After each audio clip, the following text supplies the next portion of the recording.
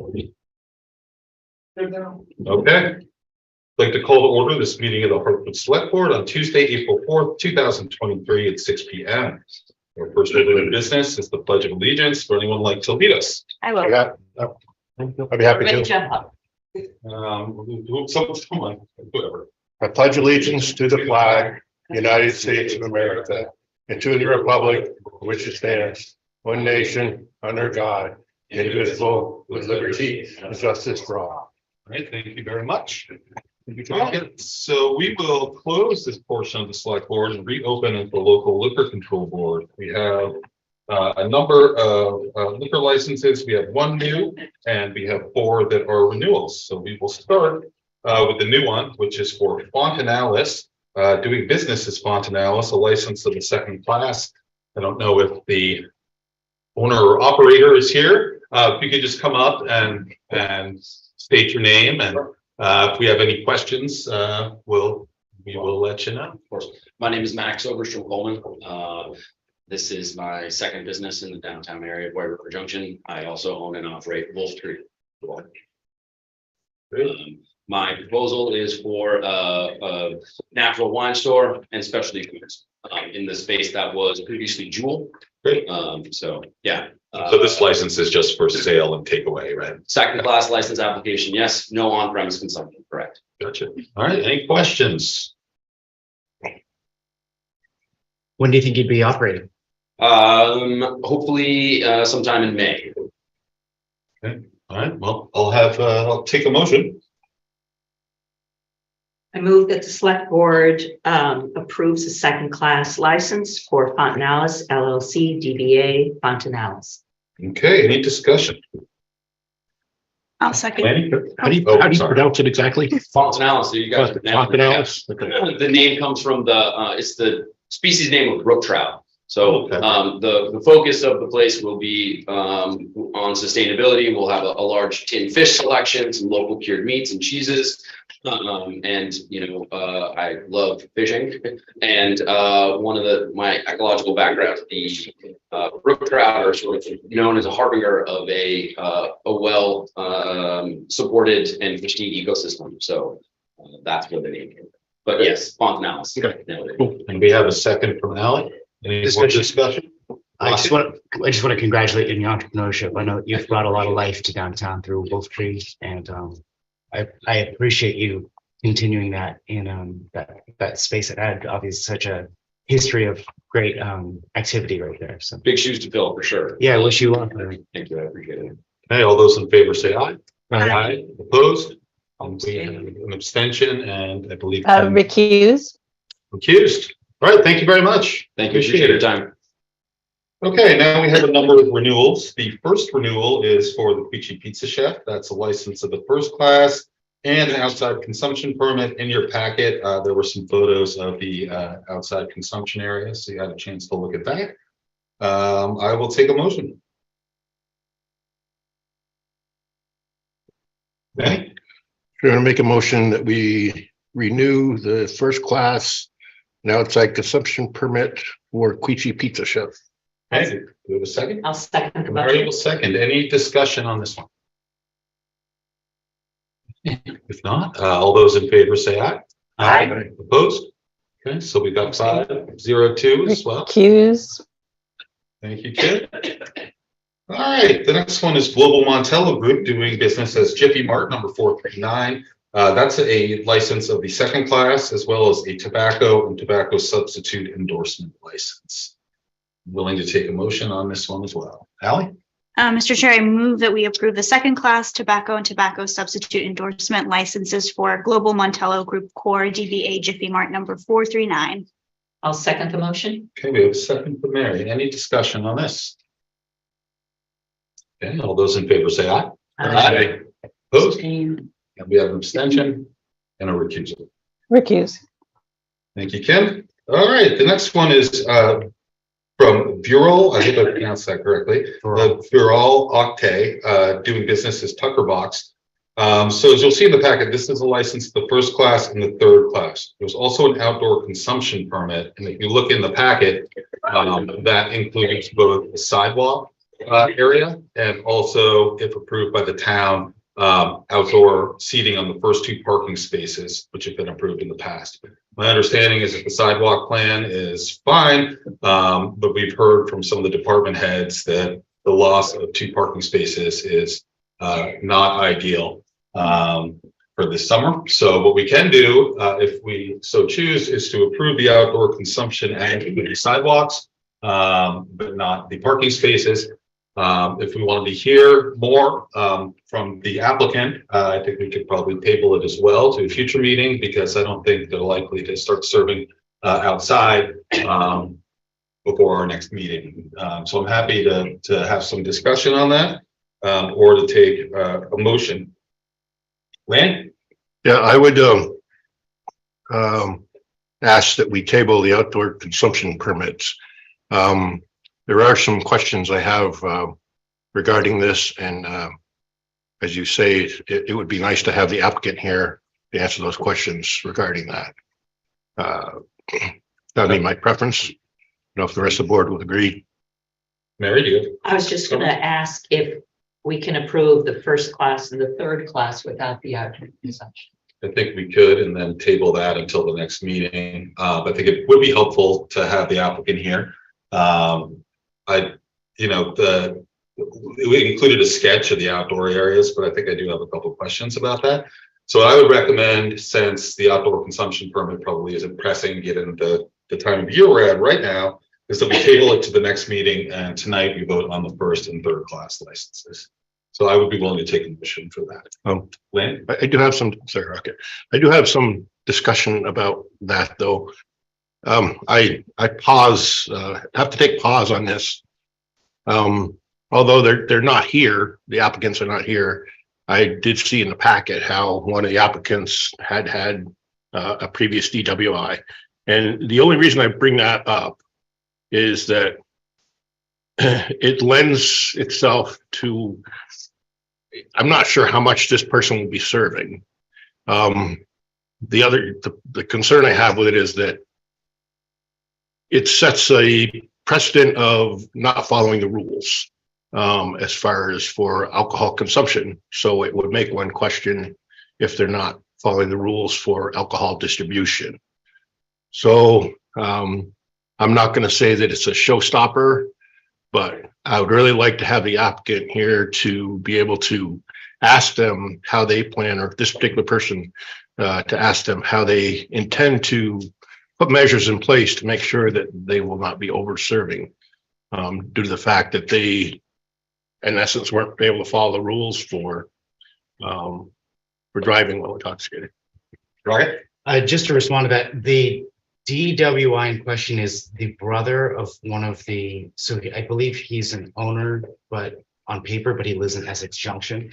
So I don't think would be actually serving and operating at Tucker Bonds, just to be clear.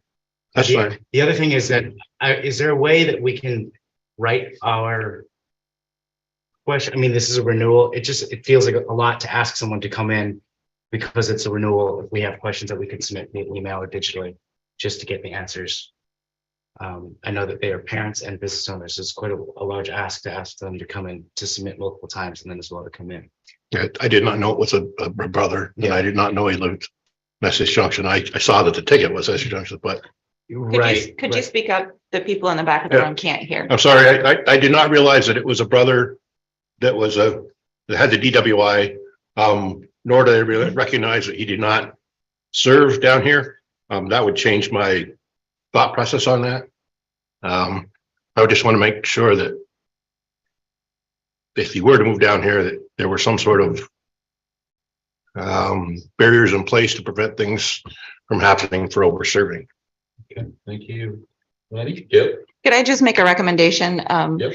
I appreciate that there are questions regarding the parking spaces. It's been kind of a topic of discussion for the past few months as spring is coming. Sure. I would recommend that the board, if they so choose, to at least approve the current license for them to be renewed and the outdoor consumption less the parking spaces. I don't think it's too much to ask them to come back and speak about the parking spaces after you've had further discussion.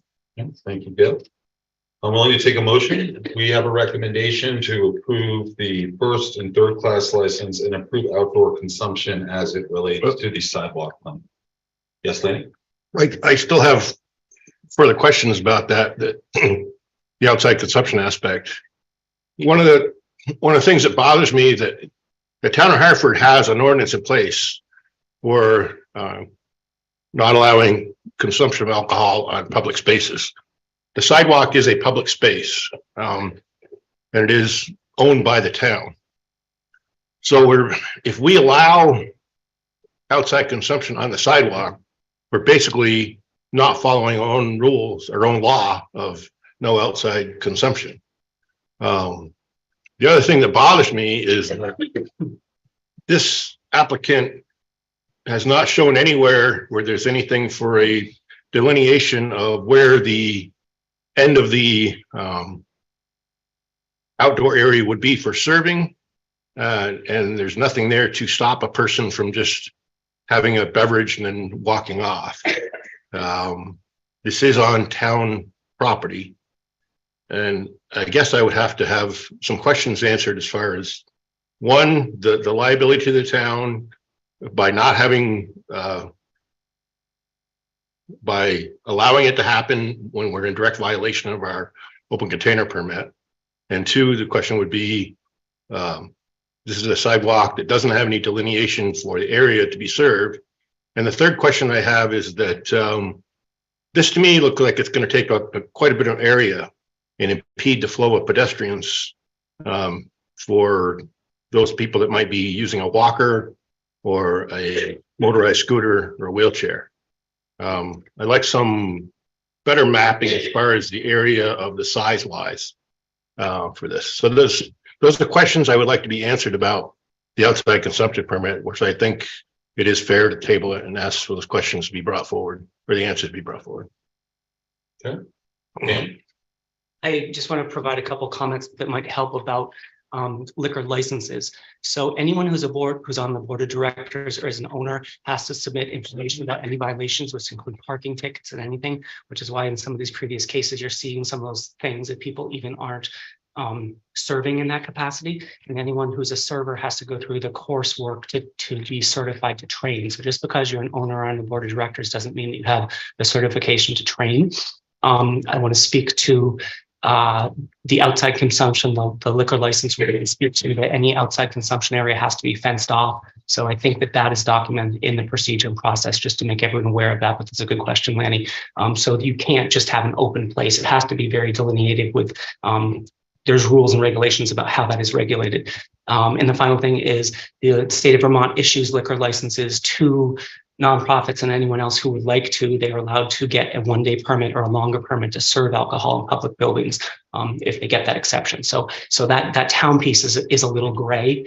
Even though the town owns the sidewalk, the state does permit those permits to happen on town-owned space for events and things like that. So I think that's a gray area. So I just want to throw that information out there just to sort of give people a little more background about how that works. Thank you, Dan. Yes, Lanny? The other thing that I did want to make mention also is that in the town of Hartford, in order to have, say, a pizza wagon, or not pizza wagon, but a hot dog cart or something like that, or a serve snow cones or something, you have to get a permit for that. So anything outside of an area of business, you have to get a permit for that application. I understand that the reason why the town authorized to have spots outside on the sidewalk and in parking spaces revolved all around COVID-19 and the need for social distancing. When any business in the town of Hartford purchases property and wishes to operate a business, they understand that that's their business and the property that they buy is where they operate their business at. And now it is that just because COVID-19 is basically not as big of a scare as it was in the past, now they're coming back and saying, well, this is precedent that we've set by allowing this to happen, so just give us the spaces again. So I really question whether we should be operating and allowing businesses to operate on town-owned property now that the reasons that we did it initially are over with. And again, I would like to undertake the question of if we allow if other persons within the town of Hartford wish to operate like a hot dog cart or anything for a mobile food truck, other than on other property other than their own, they have to get a permit for it. And now we're allowing someone to operate on a sidewalk, which is a town property, without a permit for that. Thank you. So that's the reason why I would question an outside consumption permit, Okay. or even allowing for the sidewalk or town property to be used for this purposes. Thank you. So I can speak a little bit about the outside consumption on the sidewalks. Actually, it was provided, we approved it prior to COVID. So there was outside seating on the sidewalk. This particular application has been reviewed already by the fire, police, and public works, indicating that there is adequate space for individuals who may or may not need accessibility to pass through. So I recommend the outside consumption as long as, everything is marked off properly. As Dan's indicated, that each area that's used outside for outside consumption is supposed to be marked off.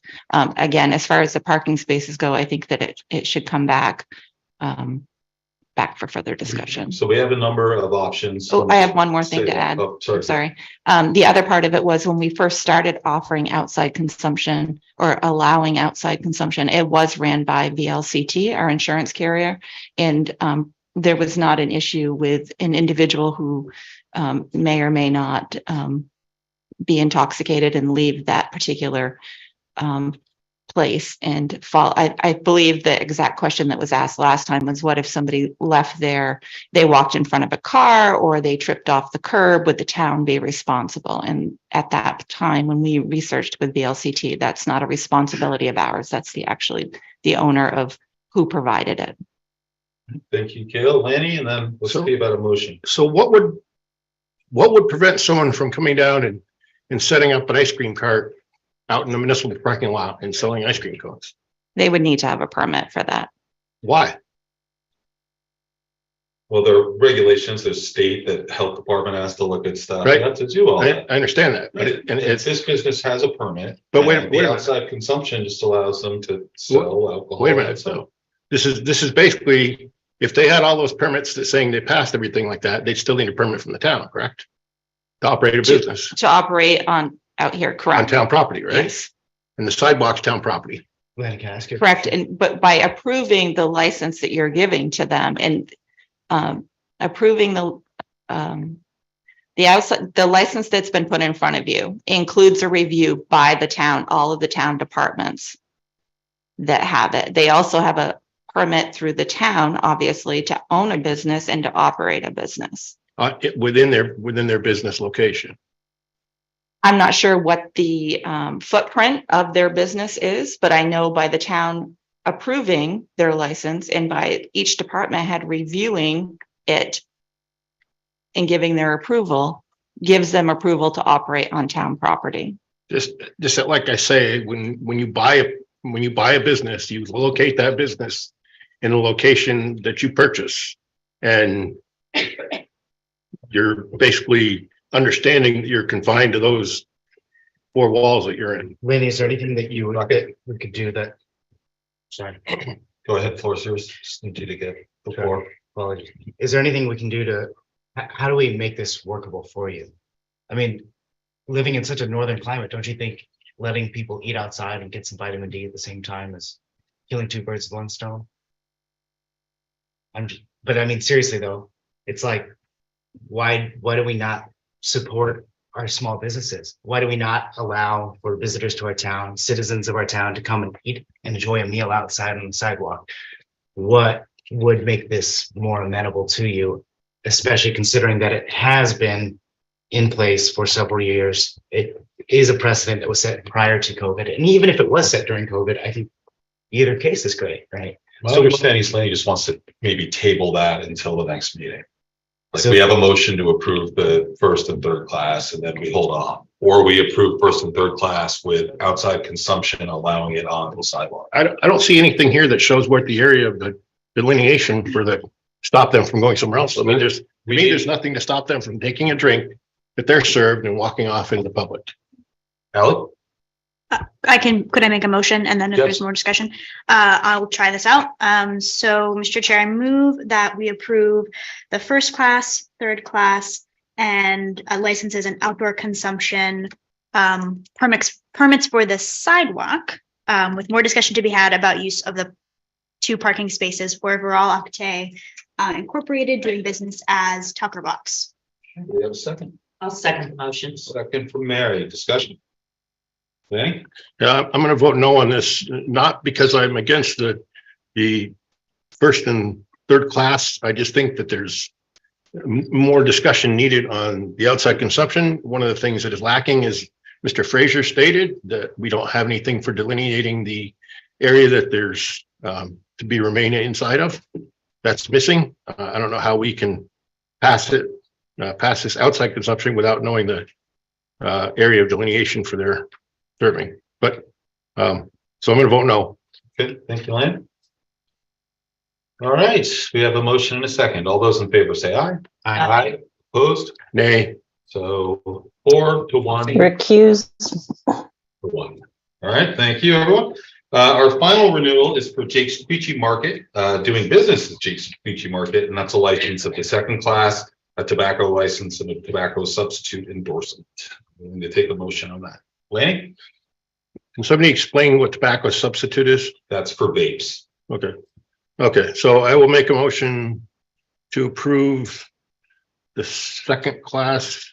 It's a renewal, correct? Yes. Yep. Renewal of the second class alcohol, tobacco, and tobacco substitute endorsement for Jake's Market Incorporated doing business as Jake's Quechee Market. Thank you, Lenny. Do we have a second? I'll second the We motion. have a second from Mary. Any discussion? All those in favor say aye. Aye. Opposed?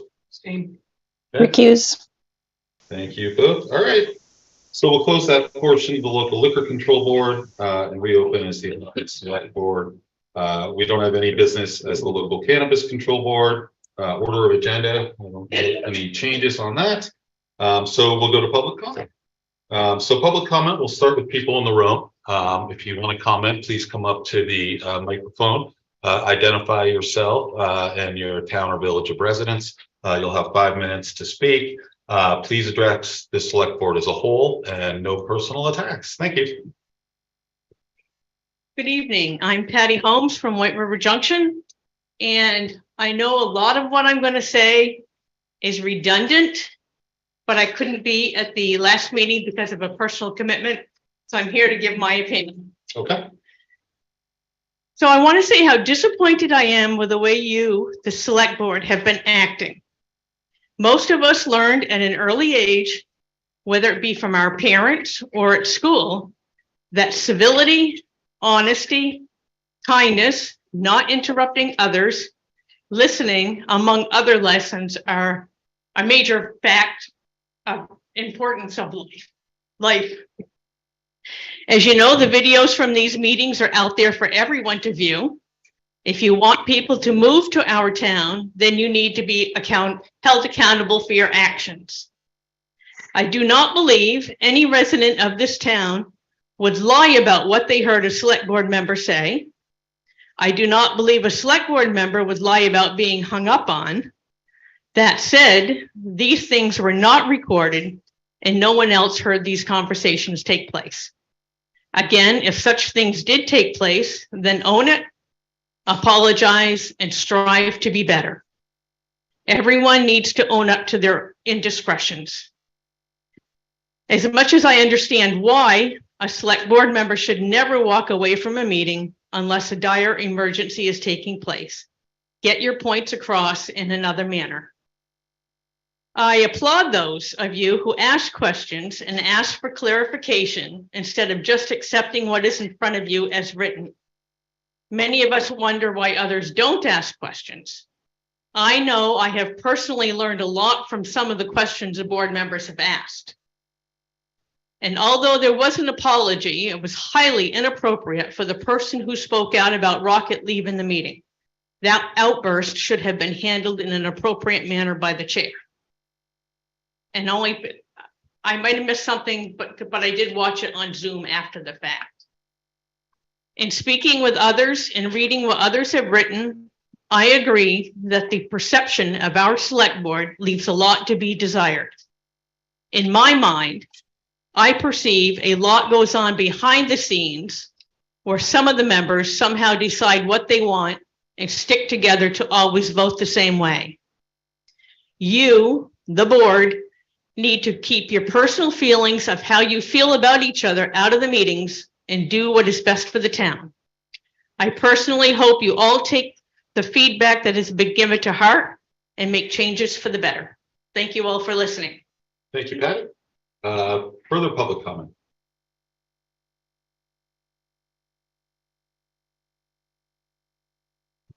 Mary Lou Sousa, Hartford.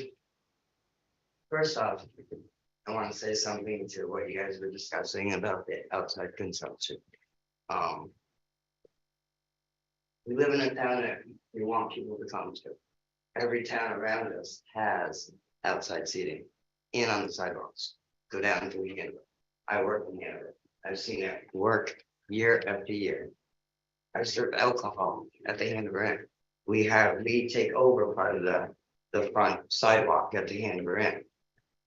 We have planters. Somebody could walk off, but as a server, we are very conscious of that. And I assume that the establishment that's before you for the license is very conscious of that too. They're not going to let people just walk down the street with a drink. So I think that for this town to say no when every other town around is doing it is not a good sight either. And I think that they have been responsible for how many years now? 3 or 4 years. They're responsible business owners. They've been responsible with serving alcohol to this point. So I don't know what has changed to make somebody think that it's not. So I have that opinion. The reason why I came tonight is because I want to speak about something that was brought up at the last meeting. There was a lady that got up and spoke very strongly about the no votes and what she heard. She talked about, haven't women said no long enough? As a survivor, as a child being abused, the no's I heard were not the same no's.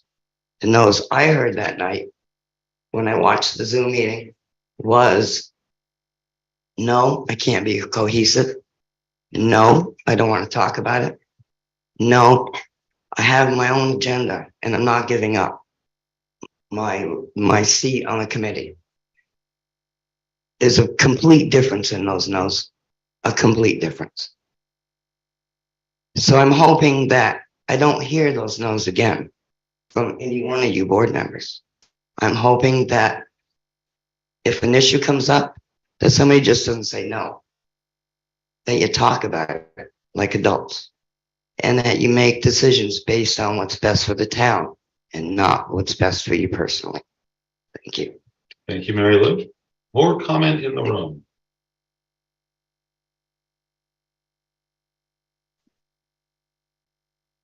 Jerry Williams, I'm from Wilder.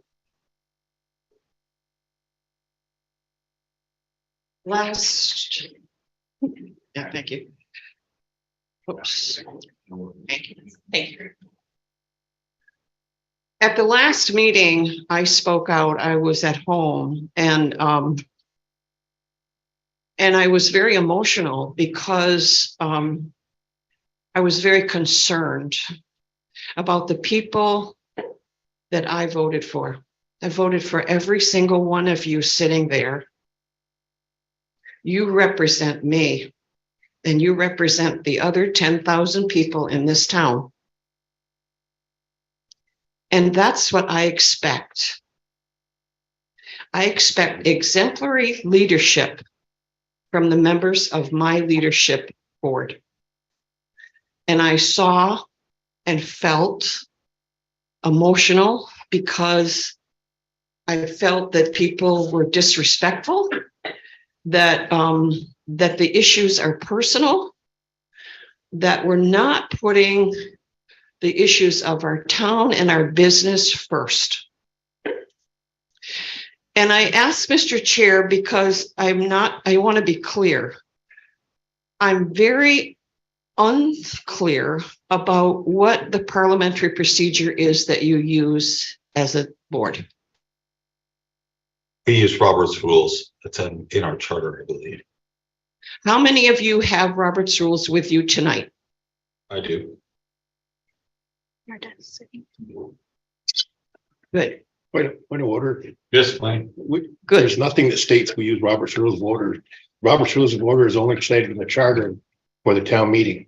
There's nothing for an official rules of procedure for the select board and how we conduct business. Well, that's why I raised this, because it's really unclear to me, who's attended 500,000 board meetings in my lifetime. It was unclear to me, and it still is unclear to me, what the parliamentary procedure is you're using. Because in chapter 1, basic rule number 1 in Robert's Rules of Order is every member has a vote.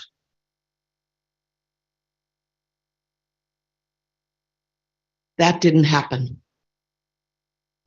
Another piece that happened at the last meeting was a board member was speaking, had the floor, another board member interrupted. If you look in Robert's rules, that's not applicable. If someone speaks out here rudely to any one of you or to us, Robert's rule says the chair pounds the gavel. Out of order. So I think probably the discussion is what is your parliamentary procedure, and B is that's where we have to start. Everybody has to get a basic training, as I would call it, basic training in Robert's Rules of Order, so that the business of the town is completed in a business-like way. And I don't think we all appreciate. We know the hours that you put in. We appreciate that. We know that it isn't just sitting here tonight. We know that it's, the phone calls, the afternoons, the other meetings, the subcommittees. We understand that. It may be that you have to vote, you have to meet more frequently and have fewer items on the agenda. Because what I see as, I'm a data person, so I looked at the data, and what I see are two patterns that are disturbing to me. One is I see sometimes there's not enough time to really discuss the issue and hear the pros and the cons and the compromise. We don't see the compromise. We don't see you debate and say, well, this is how I feel. Well, have you thought about this? And where is it that is the commonality that you can come together who represent us and find the commonality? And that takes time, and I understand that. But where we are right now, that's probably time well spent. It probably is time well spent. And the second thing is, when I looked at the data over the last 6 years, we have a pattern of a vote of 5-2 or 6-1. That doesn't represent the 10,000 people in this town. Sometimes I agree with it, sometimes I don't. Sometimes I agree with how you feel, or you feel, or you feel.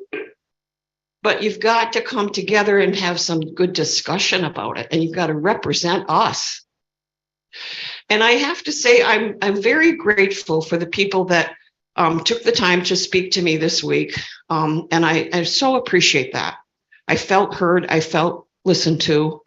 And I would challenge you, and I know it's a huge challenge, but I think it's worth it, to find the time somehow to open up to say, I'm going to be at the Wilder Library at 2:00 on Friday afternoon or Saturday afternoon or Sunday morning, because I think the voices of the residents need to be heard. Thank you so much. Thank you, Jerry. Alex?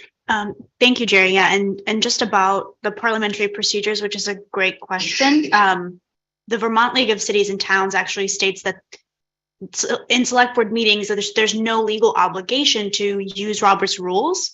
but many select board bodies do because it's something that's available to us. It's, been in practice for a while, is my understanding of it. Other folks can correct me if I'm wrong, but to that end, what is definitely coming up in so many of these conversations, and grateful for the feedback to arrive here, is that we need to be more clear on our policies and procedures. And so I think that there's an opportunity to continue doing that work. I know, for instance, the Corey has been working towards policies and procedures, but I think we as a board, it's clear, and that came up in the last meeting and in others, need to keep doing that work.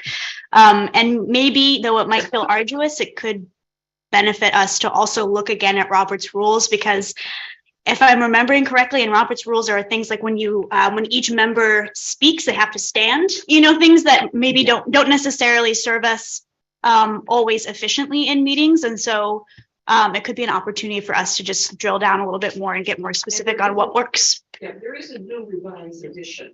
Mm-hmm. Yeah. Mm-hmm. Yeah. Yeah, I just would want to add that there was a Hartford Select Board Rules of Procedure that was adopted by the board in 2019 that you're aware of, that does reference using Robert's rules as well. Seems to fit our understanding. I don't. Lenny? Yeah, I don't believe that says it. It says we should, well, according to Vermont League of Cities and Towns, we should adopt some sort of procedures. I appreciate, Jerry, that you're bringing that up. I've done some research on this last week, and I found what I consider a good format. Our Robert's Rules of Order is somewhat archaic and difficult to understand and follow. But we need to have a written set of rules and procedures that everyone has and everyone agrees to and signs off on. As I said, I was going to bring this up under select board comments, but I've found something out of California that is it's a simple rules of parliamentary procedure for the 21st century that I would like to see this board adopt. It's not as archaic as Robert's Rules of Order is. And I think it'd be a lot easier. Now I'm going to distribute it. I'll distribute now and just. Thank you, Lenny. We'll be discussing that. So I do note on our rules of procedure, it says that except where contravened explicitly by Vermont statutes annotated or this document, all select board meetings shall be conducted according to the most recent revised revision of Robert's Rules of Order. So that's in our. Yeah, I don't disagree with what that says, but we have not been following rules and procedures to the letter in the past. And if we're going to be a stickler for following the rules and procedures that are listed in there in 2019, we've got to follow them all, not just the ones that we pick and choose to suit our needs at the time. So I would suggest that we either adopt all of the rules and procedures or none of them and rewrite them from scratch. Is there any more public? Okay. Yeah, I had, thank you for your comments, Jerry.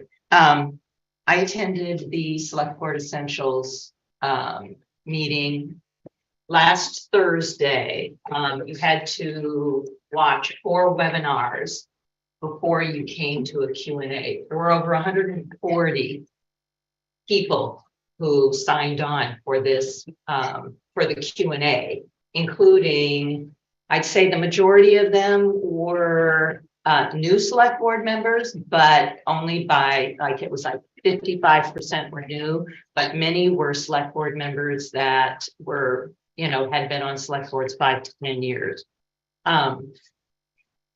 What was interesting was that even people who had been on select boards had gone off and done something else and come on select boards.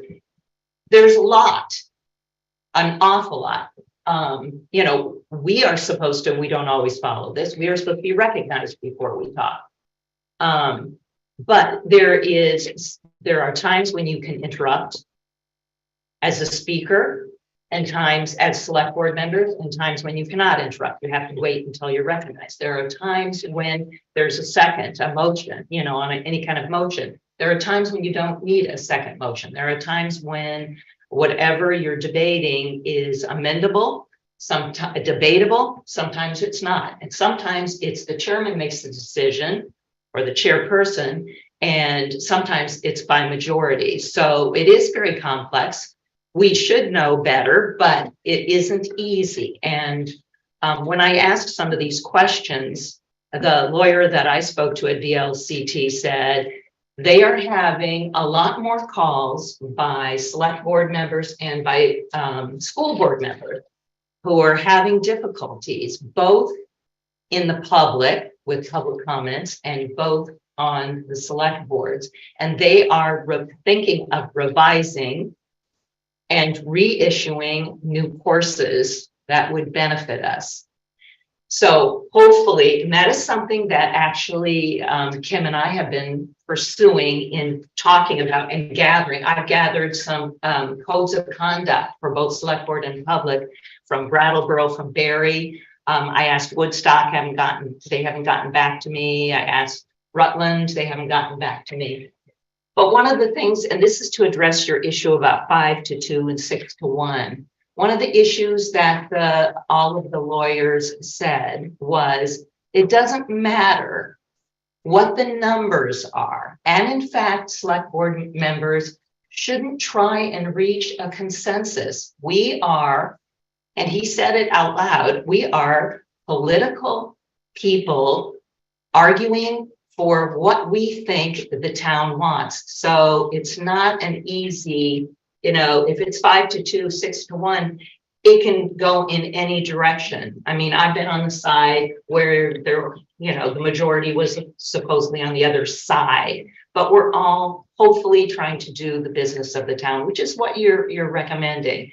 We can't always know how everybody's going to vote until we're right here. And sometimes I think we'd have better discussions, but it would be longer.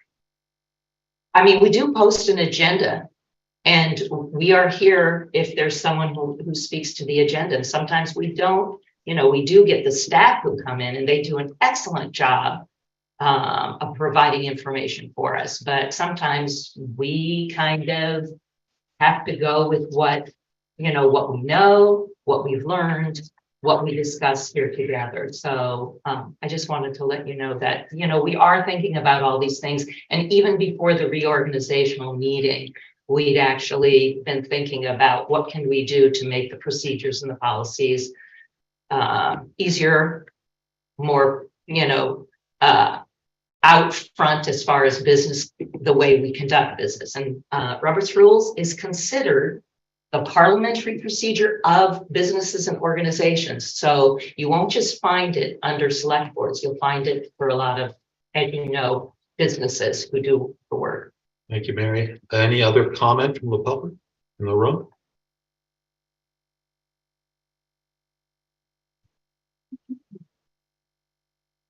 Good evening, Heidi. Good evening, Heidi Dute, White River Junction, Vermont. Thank you for allowing me to speak. At the beginning of every meeting, the chair reminds everyone to have respect for everyone, to speak to the entire board, not to an individual. At the last meeting, there was a very big disruption in the crowd towards one member. I did an open records request. I was very, very discouraged to find out that the emails that this individual alerted me to saying, she said at this podium that a lot of people, this is what alerted me to do an open records request. A lot of people put in for emails about what happened at the reorganizational meeting. And I was very disturbed to find out that the individuals that wrote all the emails were connected to 3 individuals on this board. 3 individuals. The individual that spoke and made a very rude statement screaming at Rocket is an employee of one of the individuals on this board. And the chair and the vice chair never stopped this individual. Let her go off on a tangent out of order. Now, at the beginning of every meeting, you say to show respect. You say to have control and dignity. And in your general rules and goals of the select board, and in these emails, I also found you telling Rocket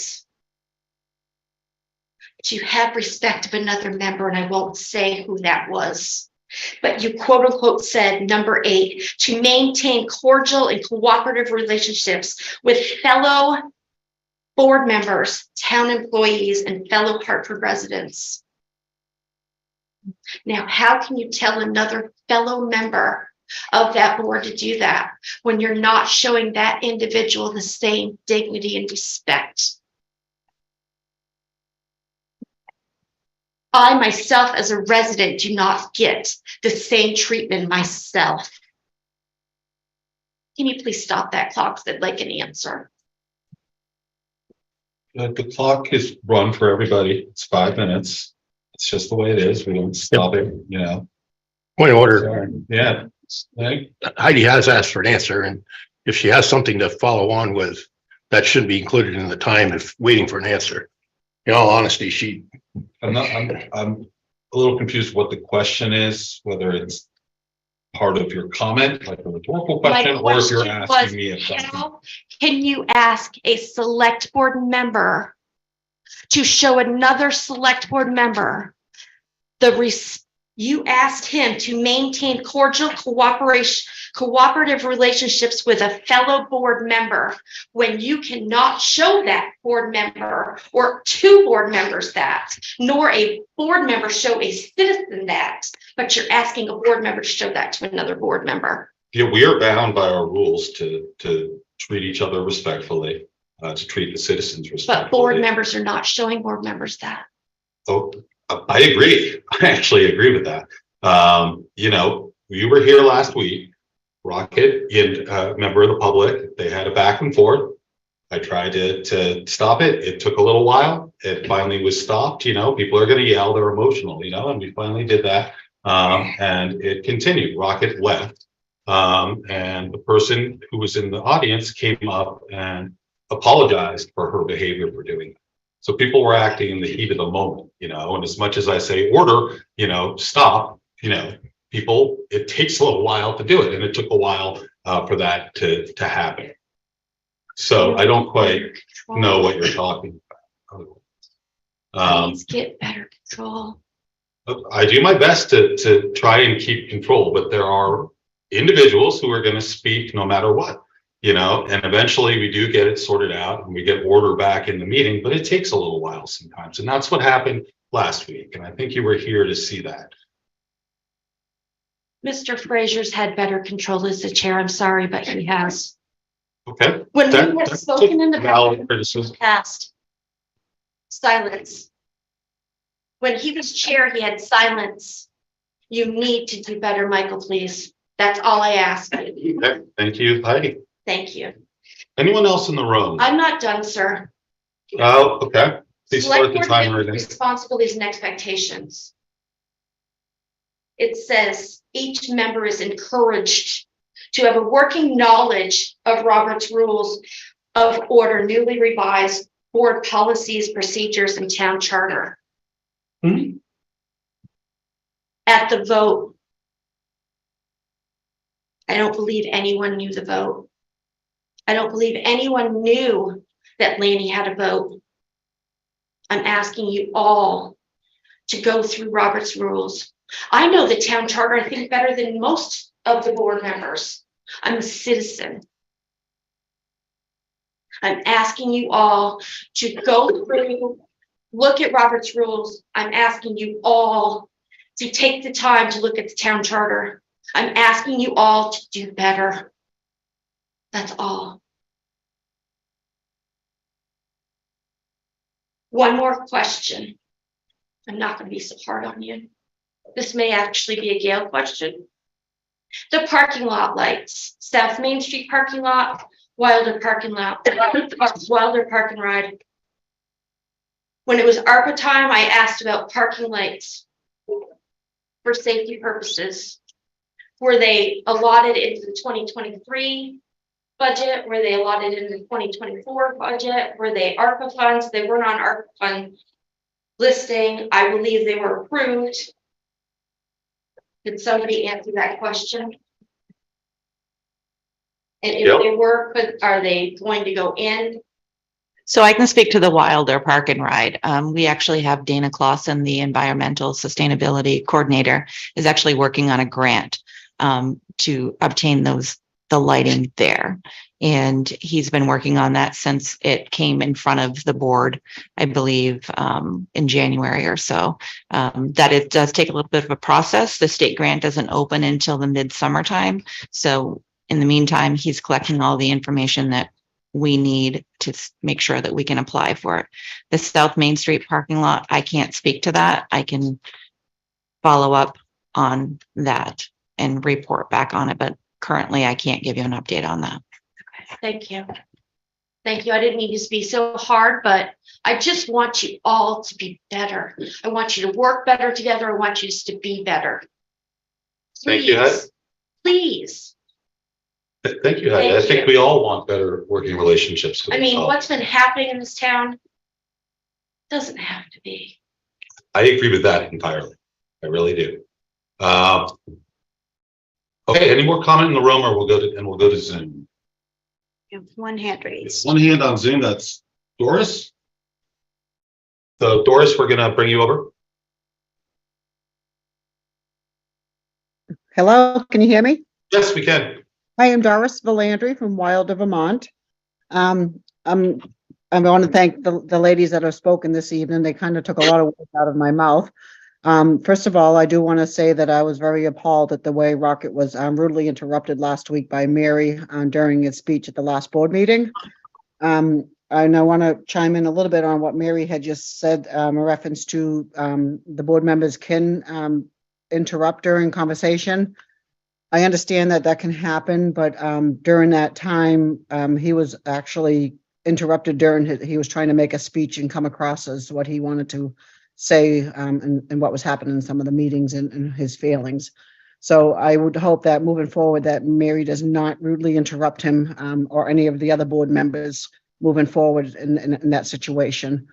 Also, Mike, as the chair, I was very upset knowing that you really did not try to quiet things down when that person personally attacked Rocket when he was trying to leave the room. And I hope that doesn't happen again. At every meeting, you do make it a point to say no personal attacks.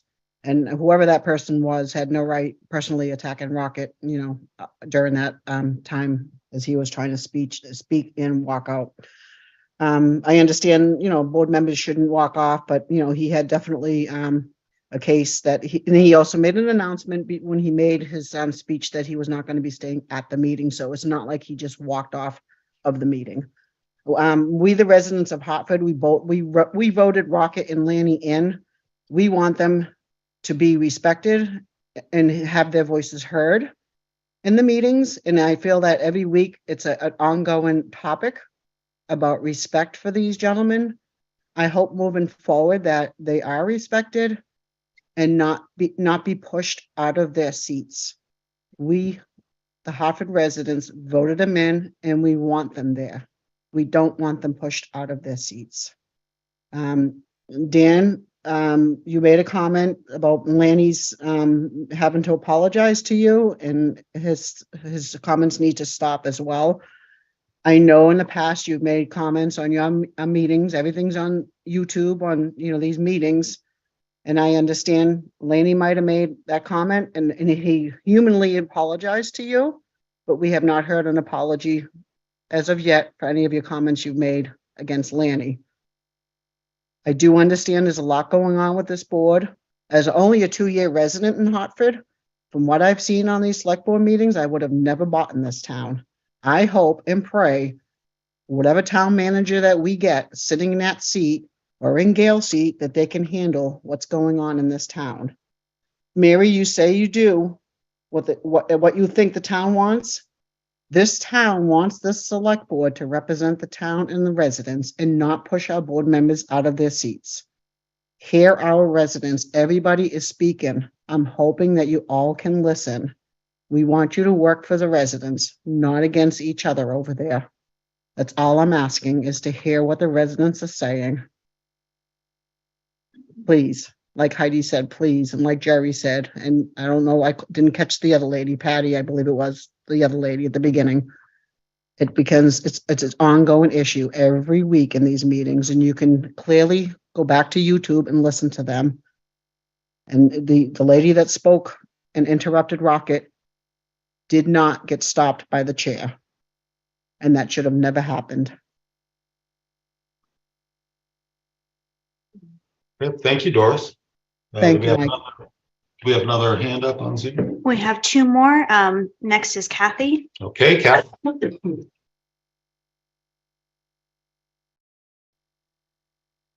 Hi, Kathy. Kathy, if you're speaking, we can't hear you.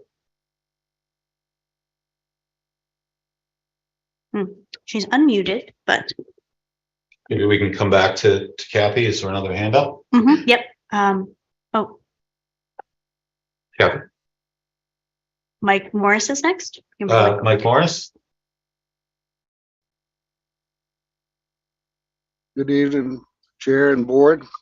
Can you hear me okay? Yes, we can. Thank you very much.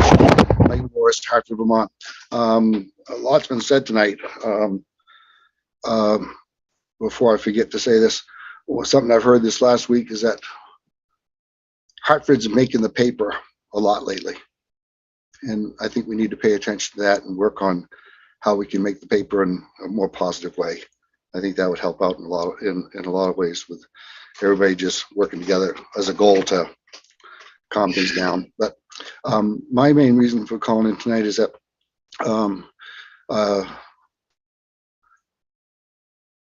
Kim made a promise before the election about stepping out of the town manager's committee if Lanny got elected.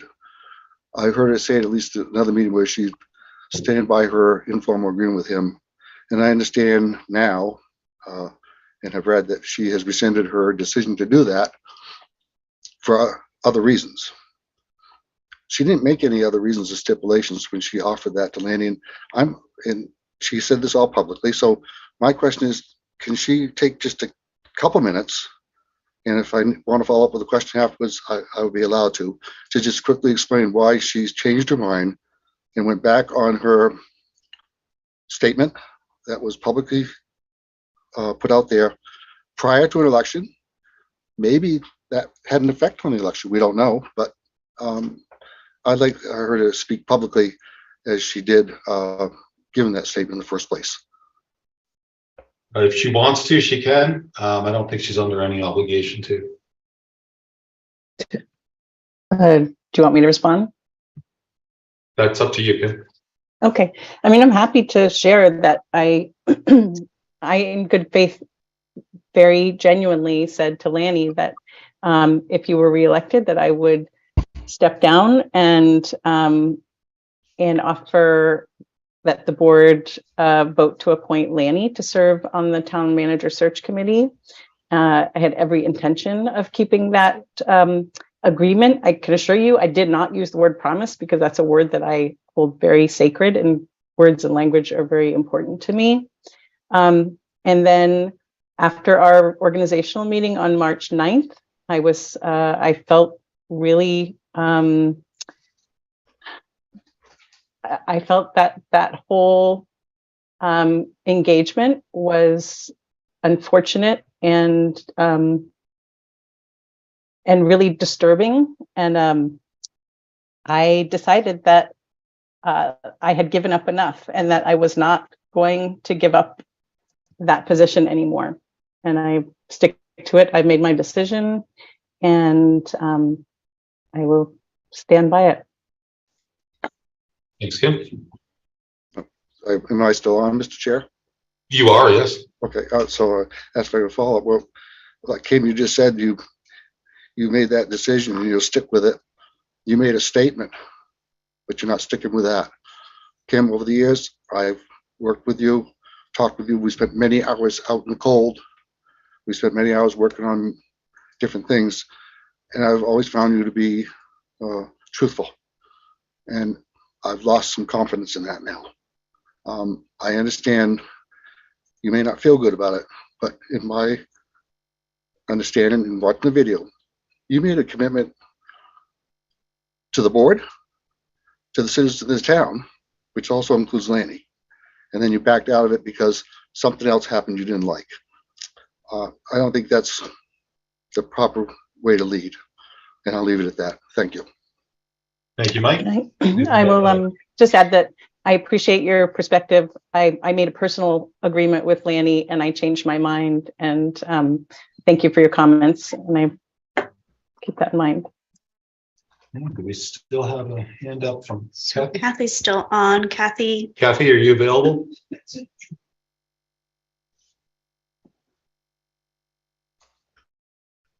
see. Kathy? Okay, I'm trying again. Can you hear me now? Yes, we can. Oh, thank you. Hi. Sorry, I'm a little stuffy. I just tested positive for COVID for the first time last night. I'm sorry to hear that. Thank you. I'm hoping that, Kathy Melisick, Wilder, Vermont.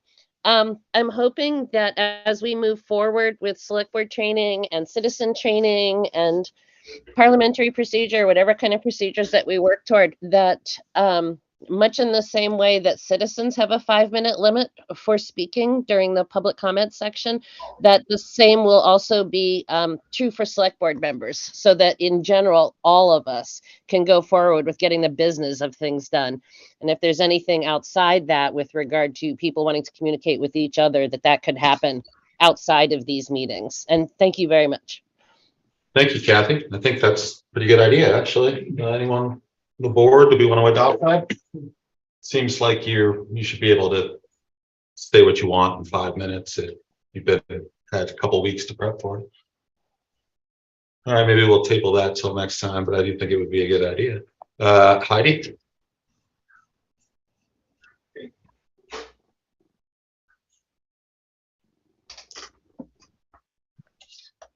Heidi here to White River Junction, Vermont.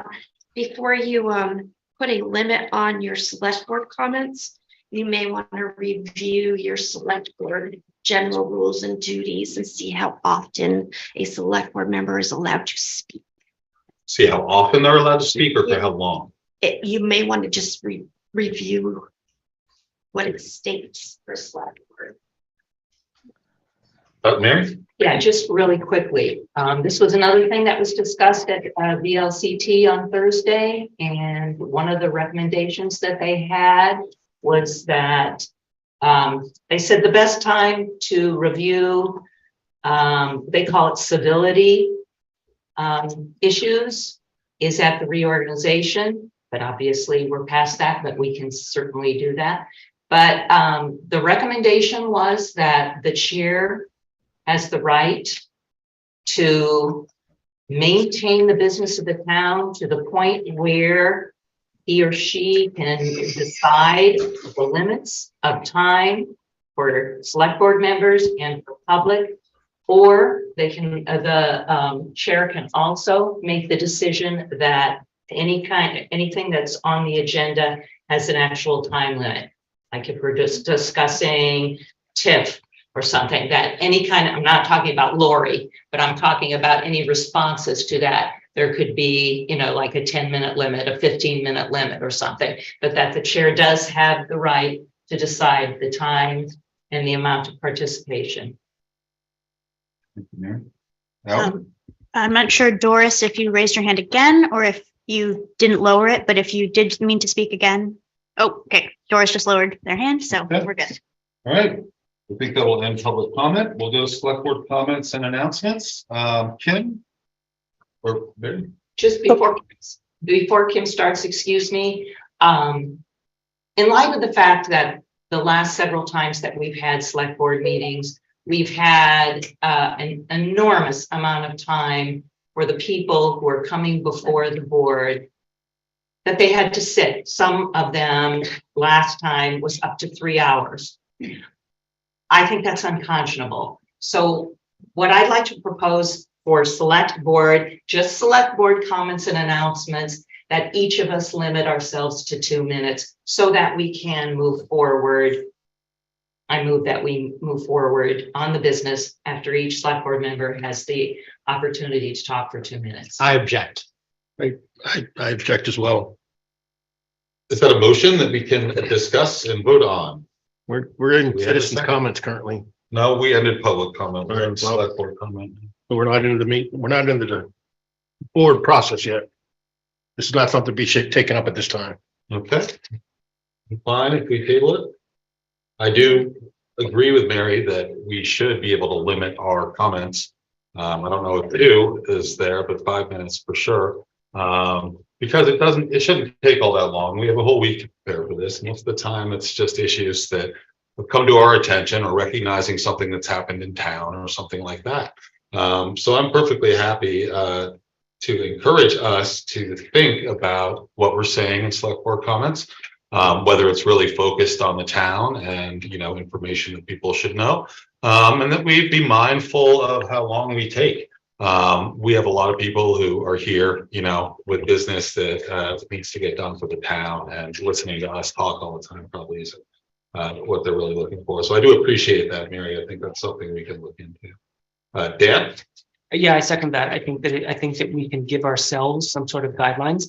And as various people in the audience and on the board have said, we can monitor that as needed. So if needs to be more time for specific discussion, we can, but it sort of reminds us, as it reminds the public, that we are here to conduct the town business, and we need to focus. If the discussion is such that we need to have it be longer than 5 minutes, I'm certainly open to that, but it gives us a good benchmark to start from. And I would entertain that we put that on another agenda, however we want to bring that forward. I think that's a good starting place. But again, we have the ability to adapt that as needed in individual situation. Yeah, I think that, we will, we've had interest about our select board rules of procedure, so we can do that. Rocket, I'm going to go to Kim and then Lanny and then you, because I'm going this way for the. Well, the Mary brought up this topic of discussion. And she moved on and Dan made his select board. Right, so am I not? Wait, point of order, please. We have to abide by the rules. The chair has made a decision. So Mary stated skipped what the it's line. Going to be, and I think the chair has. The line tonight is going that way and then looping back around. So I don't think it was Mary started with her select board statement. Ask for permission, which is part of the rules, So- be recognized by the chair. Right, so I'm asking for permission to respond to your comment. You can do that during your select board comments. So why is it, Mr. Chair, why is it that Mary gets to speak out of turn? She but didn't I'm not- speak out of turn. I called on her first, then I called So on why, Dan. so you just explained to the public why you're recognizing Mary to speak outside of her select board comment, Look, but then in response that I'd be denied that opportunity. you'll have your opportunity to speak after we hear from Kim and Lanny. So Mary's gonna get a second chance? Yes, no, Mary made her comments. We had moved on. Kim, do you have any select board comment? Yes, thank you. 2 things. One, I shared with the board a couple of weeks ago some plans and ideas that I had for this coming year, 23-24 year, including a code of conduct for our public meetings. And I do think that the select board should be held to a high standard. And I do think that everyone at our public meetings should be held to a high standard. I agree to that completely. Lanny, I wonder if you wouldn't mind, do you have that document that you handed to the board earlier electronically? And if you do, if you would share that, that would be great. And I also wonder if you'd be willing to work on a draft of a code of conduct with me in part of the whole select board training process. That's one thing. You don't have to answer now. Second thing is, I'm wondering, I had inquired about wanting to know the status of certain litigation situations in the town at the moment. And I think that's one of those things that as an individual board member, I shouldn't ask the acting town manager for, but I'm asking the board if we can request to direct the acting town manager, to give us an update on any litigations in the town at our next meeting in an executive session. Thanks. Thank you, Kim. We have support for that, just informally. Do we have a majority? I support that. Okay. Lanny, any select board comment? Yeah, I know that it says that in our select board rules of procedure that we're supposed to be using Robert's Rules of Orders, but again, if we're going to use Robert's Rules of Order and adhere to that, we need to adhere to everything within the select board rules of procedure. So I handed this out, and I will email this to Kim. As I was saying before, Robert's Rules of Order is quite archaic, and we need to come up with something more simplified and more adaptable to the 21st century. And this is not me. So before anybody starts pointing a finger at, I just want to change it the way I like it. That's not true. This is something that was adopted by California, one of the most liberal states other than Vermont there is. So this is a rules of procedure that would be wise for this board to at least look at and revise for our own needs. That would be bringing us into the 21st century in terms of parliamentary procedure. Other than that, that's all I have to say. All right, thanks, Lanny. Yeah, I encourage everyone to review this. We can decide, whether it's something we think would apply to our future meetings. Rocket, select board comment? Yeah, I think it's ironic that Mary was able to speak out of turn and request that we limit select board statements. And it only happened the meeting after I made a long statement. I would love to see evidence of a history where we have gone more than 5 minutes. Any of us have gone more than 5 minutes individually. And if there's a pattern of that, then sure, I consider it. But it seems pretty directly tied. And I want to be clear to the public that last meeting, I stated at the top of my statement that I would be walking out. At the end of my statement, that I honored that word a bit, and that my action and my intent in doing so was an act of civil protest. That said, I do understand that that was upsetting to a lot of citizens, and I understand how that could be perceived as disrespectful. I don't regret the way that I behaved or the action that I took. It was, again, an act of civil protest. And I did take the time to listen into the meeting after the fact on the Zoom. So I do want everyone who spoke to know that I do care about my commitment to this town and that I did honor that. Obviously not in the direct participation that evening, but afterwards. And I remain responsive on all the many ways you can contact me, including my publicly listed government email. On the note of commitment, I hear the comments that a select board member should not walk out of a meeting, and part of that is the commitment to the town. I did say that I was considering leaving my service, my post here, and on much thought, I've decided against that. I signed up to serve this town. It is an honor to serve this town, and as much as I sometimes feel like I'm falling short because I'm not effectively communicating things that I think are important to communicate, I realize that this is an obligation and a responsibility that I took on, and I will honor that commitment to the town of Hartford through the duration of my term. One thing I regret about my statement last week is that I was a little bit, I think, heavy on communicating what felt like my grievance, and it was not intended to be a statement of my own grievance, but rather more a critique of a broader issue. I don't think I made that connection very well, but I will say that I personally deeply desire to live a peaceful life, and I would like our town to have to be a peaceful town, and for that peace to extend obviously beyond that. In that interest, I have worked very hard this evening to bite my tongue. My name was brought up a lot this evening, and I will continue to bite my tongue. I did make my sentiments clarified, and I sent that to my select board my colleagues here on the select board yesterday, and I will give them, some period of time to think about it, of course, and hopefully that will spark some productive private conversation. So I understand that might seem frustrating to the town that I may not address everything point for point, but I would like to have a productive relationship with my colleagues, and I would like for our town to be able to move forward peacefully. It just seems so nonsensical that we wouldn't otherwise. So I'm doing the best that I can. My ears are open to critique and to feedback, and appreciate the honor to serve this town. Thank you. Ally, any comment?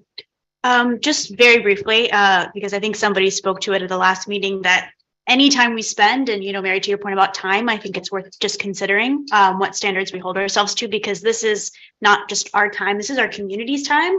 It's valuable. And so all of that to say, I'm just wanted to express gratitude for, I know I was on Zoom at the last meeting, but gratitude for everybody who took the time to, and who's taken the time tonight to share your perspectives to hold our feet to the fire in ways that we can show up to be our best selves for Hartford. I think ultimately that is what I've heard everyone call for, and hope that we can all answer that call, and also recognizing the extreme amount of work, personal work it takes to be prepared for meetings, the emotional intelligence it entails to be able to work with each other and hear from each other. It's hard work. And so just also hope that we all take that call to do our personal work in that area, as well as the collective work with our community. And again, appreciative for everybody who took the time to bring that to our attention and who are holding us accountable to that. Thank you. Thank you, Ally. My only comments are to sort of put on the board's mind, because time flies, is that we're going to need to take up the charter again. That was sort of given to us to have jurisdiction, and there have been some edits and suggestions made by the charter committee. So that's something I think we'll want to maybe take a couple meetings to go over before we approve anything. So there's that. The other thing that came up last summer is we discussed a possible ordinance which would limit discharge of firearms in certain heavily populated areas of Hartford. That didn't get anywhere really under the prior administration, but it is something that I know there still is public interest about. And so just something to be aware of coming up. Maybe we'll do a public hearing and we'll decide, is this something we want to pursue and how that would look. So just a couple things for everybody to keep on their mind as we move forward. But that is the end of select board comments. And so now we'll go to appointments. We have 2 new appointments and we have a reappointment. So the first appointment is to consider the appointment of Jennifer Kravitz to the Committee on Housing and Homelessness for a 2-year term beginning April 4th, 2023. Jennifer, I don't know if you want to come up and just say hi and maybe tell us, what your interest is in the committee. Hi, everybody. My interest in the committee, I think, is it's an issue I've long been interested in and long thought about, and would really like to learn more about. For me, I have 4 adult children. 3 of them have purchased homes in the last 3 or 4 years, and not a one of them could have done it without the assistance of their parents. They have master's degrees. They're married. They can't afford. So can you speak up just for the people in the room? Sorry, Having trouble. am I not close enough? It doesn't project. That actually just records on the Zoom. And I'm a quiet talker. I speak quietly. I'm sorry. My children have all purchased houses in the last few years, and not a one of them could have done it without parental assistance for down payments. They couldn't have saved it up. They have college degrees. They all have great jobs. It's just a whole different ballgame than when we purchased our homes years ago. And they don't live in the Upper Valley, but I know it's a terrible thing here, and I see it. I've also spent a lot of time doing listen community dinners, so you cook the food and then you go sit at the table and talk to the people that you're serving, and you meet people living in their cars and living in tents. And so clearly everybody knows that we have issues, and being mostly retired now, I have time to devote to learning about the issue, and I just like to pitch in and do what I can. All right, thank you, Jennifer. Any questions for Jennifer? Lenny? Yeah, I read in here, Jennifer, that under what civic or social organizations have belonged to, what positions did you hold? I see it listed, they organized and headed the social service outreach at my church. So my question to you is, this is a committee on homelessness.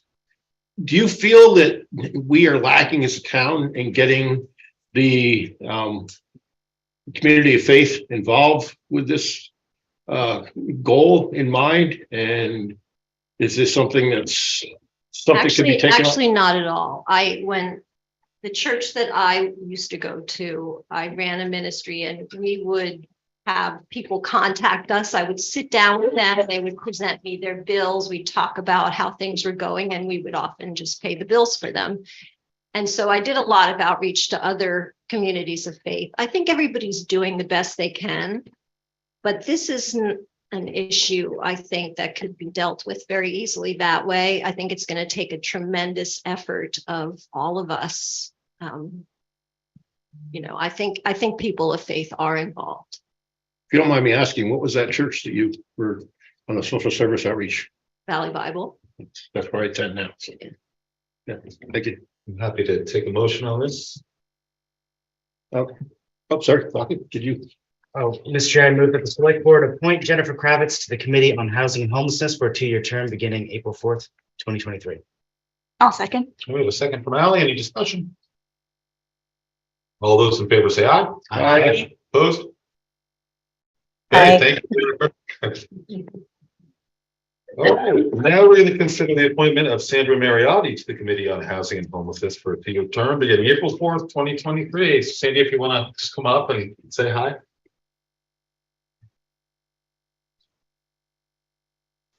Oh, you don't have to worry about that with me. You don't even microphone. Hey, everybody, Sandy Mariotti, White River Junction. I've lived in Hartford since 1994. I am currently a nurse case manager at Dartmouth. I have been a nurse for many years now, was a surgical tech before that. And as a case manager, especially, my job is to discharge people back into the community from the hospital that I work at. And I have seen a significant increase in homelessness, not just in Hartford, but in the community overall. And I'm currently still advancing my degree, even at my age. So I am about to finish that program up, and a significant amount of the past year has been spent dedicated to working on learning about homelessness and the issues that are related, and some of the acts that are coming up into maybe being voted in and not voted in. And so I am curious to learn more about what Hartford is doing. I did attend the last meeting by phone for the committee, and I really heard some great things about how we're advancing and trying to get more opportunities for housing at a reasonable cost in the town of Hartford and in the community overall. I think there's some things that I'd love to see, maybe some suggestions I can bring that I gain from the knowledge at my job that maybe we can help, in the lower hanging fruit, as I would like to call it. So just interested in helping. Yeah, thank you. Any questions for Sandy? Alani? Yeah, I have He always has questions. Yeah, I like this. I'm really concerned about one of your references, this Norm Mariotti guy. I don't know how much faith I can actually have in him to speak of your character. Yeah, Yes. he only worked 30 years. For the Well, town. Yeah. I'm really concerned about him. I'm only kidding. So It's actually watching me on TV right now. So believe me, when I get home, I'll get criticized. Norman, I really question that. Yes, that's not. No, it's all good. I would firmly support Nick for this. Yeah, I'm willing to take a motion, Dan. I just want to give a shout out to Sandy. I don't know Sandy well, but we've served on a committee in the past, and I unfortunately forget which one.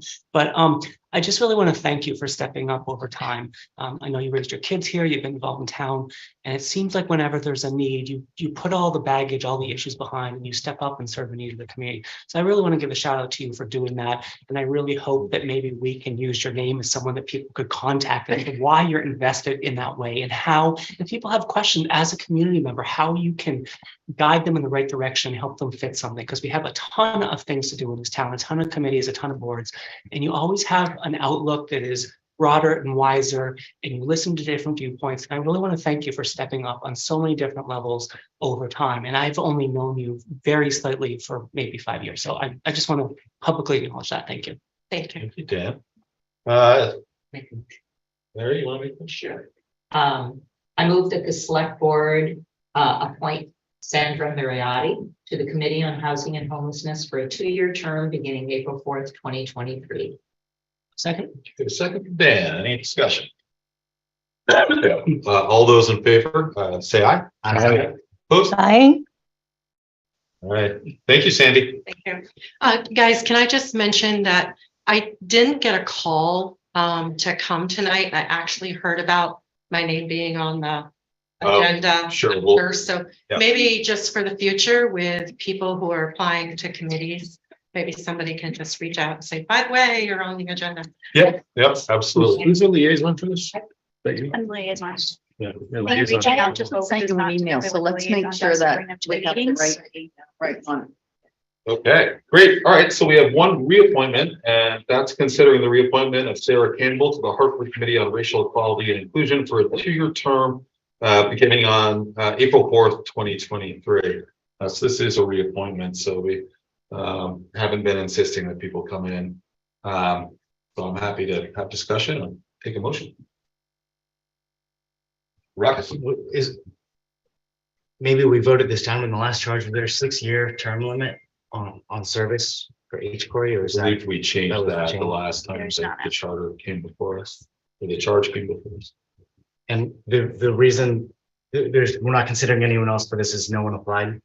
I imagine if there were, I imagine if someone else had applied, it would be on here, but it doesn't look like anyone else did. Lenny? Yeah, Ally can correct me if I'm wrong, but in order to apply for H Corey, you have to be vetted by H Corey first. That is correct. Thank you, Joe. Mhm. And Sarah Campbell is here. Sarah, I don't know if you want to speak, but I'll give you the opportunity to. You do? Hi, everyone. Hi, Sarah. We have reformed our committee for new membership, and we do have one application, and it's on our agenda for tomorrow night. But at this time, there were no other applications, so I'm asking to be reappointed to fulfill my obligation to the group and to lead into getting some new membership. So is my intent to keep our quorum and keep our work ongoing until we can find new members. Thank you, Sarah. Dan? Mr. Chair, I'd like to make a motion that we reappoint Sarah Campbell to the Hartford Committee on Racial Equity and Inclusion for a 2-year term beginning April 4th of 2023. I'll second the motion. We have a second from Mary. Any discussion? Ruck? Yeah, Alan, can you clarify what Sarah just said? I didn't hear everything she said. This new candidate. Sure. Yeah. So Sarah, if I'm misrepresenting anything you said, but it was just a little staticky and hard to hear you. So we're actively searching, for candidates. In fact, John Hall, I know will not be seeking reappointment. So we already will have one seat open. And even though the revised charge of H. Corey doesn't have the term limits anymore, like number of terms that people can serve, I think Sarah and, other longstanding committee members are mindful of that and bringing in more people.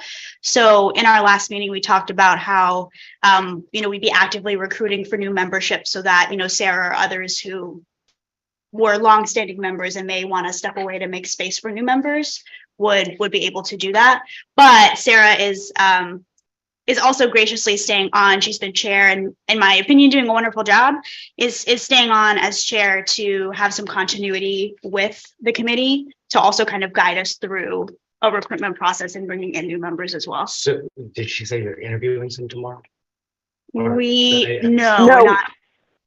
Sarah, we have one application. We've formed our subgroup for this process, and we've posted the advertisement. So we are at the beginning of the process. Joe? If I may. I think what you're asking, Rocket, is there someone coming on in her place? There's another open seat. Oh, I see. Yeah, there's another open seat. Gotcha. So that's the interview that's just going. Okay, thank you. Yeah. Okay, we have a motion and a second. Any more discussion? Okay, all those in favor say aye. Aye. Opposed? Aye. It's like that's unanimous. Great. All right. So now we'll go to the significant activity report. So some of the items noted on the agenda tonight are staffing levels, 8th Street paving, and EV chargers. So I'll turn it over to Gail, and you can take us through it. Lucky all of you get to Let's hear me look at talk for the questions. next hour because I think the rest of the agenda is all me. So Yeah. staffing levels, it was requested by the board. Each department has listed in their report what their staffing levels are. I'm going to talk about Gate Street paving and the EV chargers after. I have a few other things I'd like to talk about first. Sure. We're very excited to announce Rick Vincent is our new assessor for the town of Hartford. He started yesterday, so please feel free to stop by and say hi to him. We're very excited to have him. Also, select board members, I sent an email about the annual Vermont Capital Planning Forum. That's next Thursday.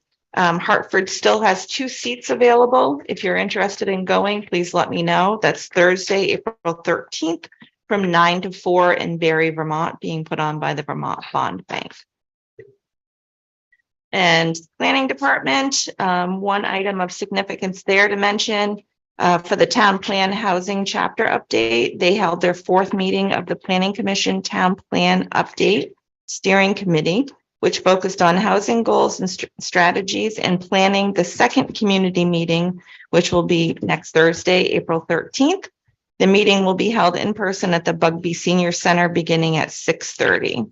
Information on the 1st community meeting and the upcoming April 13th meeting and other housing related items can be found on the front page of the Planning and Development page on the town website under Homes for Hartford. And the link is at the top in the blue column on the left side of the page. And then I have a couple other things, but Paula wanted to speak about the library. So before I go on to that, I will. Sure. I think, Mr. Chairman, can I ask a question about, on the town staffing that was provided within the packet? I noticed that some departments listed the numbers that they had and others did not. Can you, I mean, it'd be nice to know the actual numbers of people in each department. I'm not quite sure that we're all aware of that. I know the fire department put out how many they had, but not all departments did. So I'm not sure what the staffing levels. I know that they're staffed, but I'm not sure how many are in the highway department under not highway, but under public works, under highway, under water, under wastewater, under the recycling facility. We certainly can provide that. That wasn't in the original request that was asked. I understand. I understand. So if that's the will of the board to have that information. Understand the numbers. That would be good if we want to get a sense when we look at these, not just vacant, the total number. Yeah, it'd just be nice to have number wise if we could. Any objections? It's not a big deal, but it'd be nice to have that. It's not seeing a whole objections. No. Okay, good. Thank you, Paul. so you had requested, the last time we met to have the libraries come in and make a presentation. And I did hear from, I heard from Kate from the Quechee and Wilder Library, and I also heard, from Nadine, who is the Hartford Library, and they have requested, they would like to do a very thorough presentation. They want to consider it as letting you know how their operations work, as well as a consideration for how you choose to fund them and how much you choose to fund them. They really want to go in depth. So to do so, they have asked if they could have a bit of time, and they have also asked if it would be worthwhile to do these broader presentations once there is a permanent town manager in place. I think part of that reasoning is being in the position I've been in previously is that the libraries would come in and make presentations to the town manager. The town manager would work with them and come up with something reasonable, and then the town manager generally presented that to the select board. Through no fault of current town management, that has been a little rocky recently, and I think you saw that there was a bit of a disconnect with the libraries and the board, and so their question is, can they have some time to really put together something very thorough for all of you as sort of a not a new start, but a very robust presentation. So they don't want you to think they're not responding, but they would like to respond very thoroughly and be given significant time to do that. So that's a matter of sort of scheduling out. Mm-hmm. Okay. That's probably fine if they want time to do a thorough presentation. That's great. We'll be happy to have them come in and we can, discuss dates when that would be for them. And they also extended an invitation to any of you to come visit them at any time. They're very proud of their library. Yeah, absolutely. Great. Kim, you had your hand up. Did you want to? It was just that Kim has her hand up. Okay for me to go? Yes. Okay, yeah, so I wanted to just support that. I thought that was a really reasonable proposal that was put forth. So I definitely support that. And I also, it's come up in a couple different conversations that libraries would be, our town libraries would be, or not our town, the libraries in the villages of our town would be excellent locations for us to consider for both listening sessions to do in each village, as well as I think we're looking at the town manager search committee doing some outreach sessions to community in each of the villages at the libraries as well. So I think that'll be a good opportunity for us to also just get into our village libraries in person as well. Thanks. Yeah, great. Thank you, Ken. Mike Morris has his hand up if we want to do, or if we want to wait for comment to the end of the section. What do you think? Are we done with presentation? Oh, not yet. No. Okay. Maybe I'll just say, Mike, we see your hand and we'll wait till we get through the significant activity report and then call on you. Lanny, did you have a Right? question? No, I thought we were through, so I want to make it just, no. Gail, Right. we can go back to you. Sure. So there is one correction in the police significant activity report on item number 2 regarding the event that happened on March 23rd. The DEA will not be adopting the case because the amount of drugs that were seized did not meet the threshold. However, they may consider opening a separate case for the firearm that was involved in it. So I just want to make sure that that's clarified. And then we can move on to Gate Street. Before you go though, I think this is a time to really give a good shout out to the PD for this bust they made for getting all this drugs off the streets, and also for the efforts that Jonathan Aglio did in getting the scammer taken out, at least on one individual. So big shout out for our PD police department doing a great job in keeping our citizens safe. So thank you. Thank you, Lanny. Absolutely. Yep. May I share my screen, please?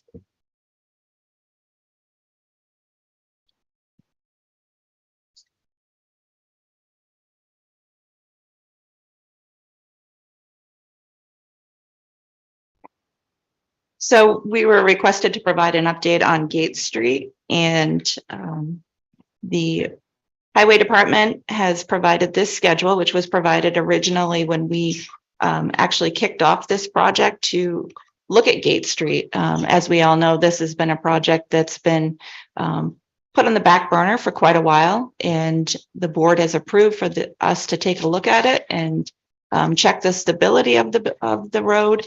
And this is the schedule that was provided. We are on track. So we're moving to the April 28th deadline of doing a preliminary, the 50% design.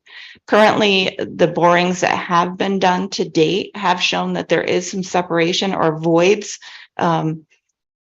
So they're pleased that I shouldn't say they're pleased. It's a good thing that we're doing it and we're finding out what the results are. So if there are any specific questions regarding where we're at, this is the timeline. And as we proceed through the timeline, Public Works will be providing updates.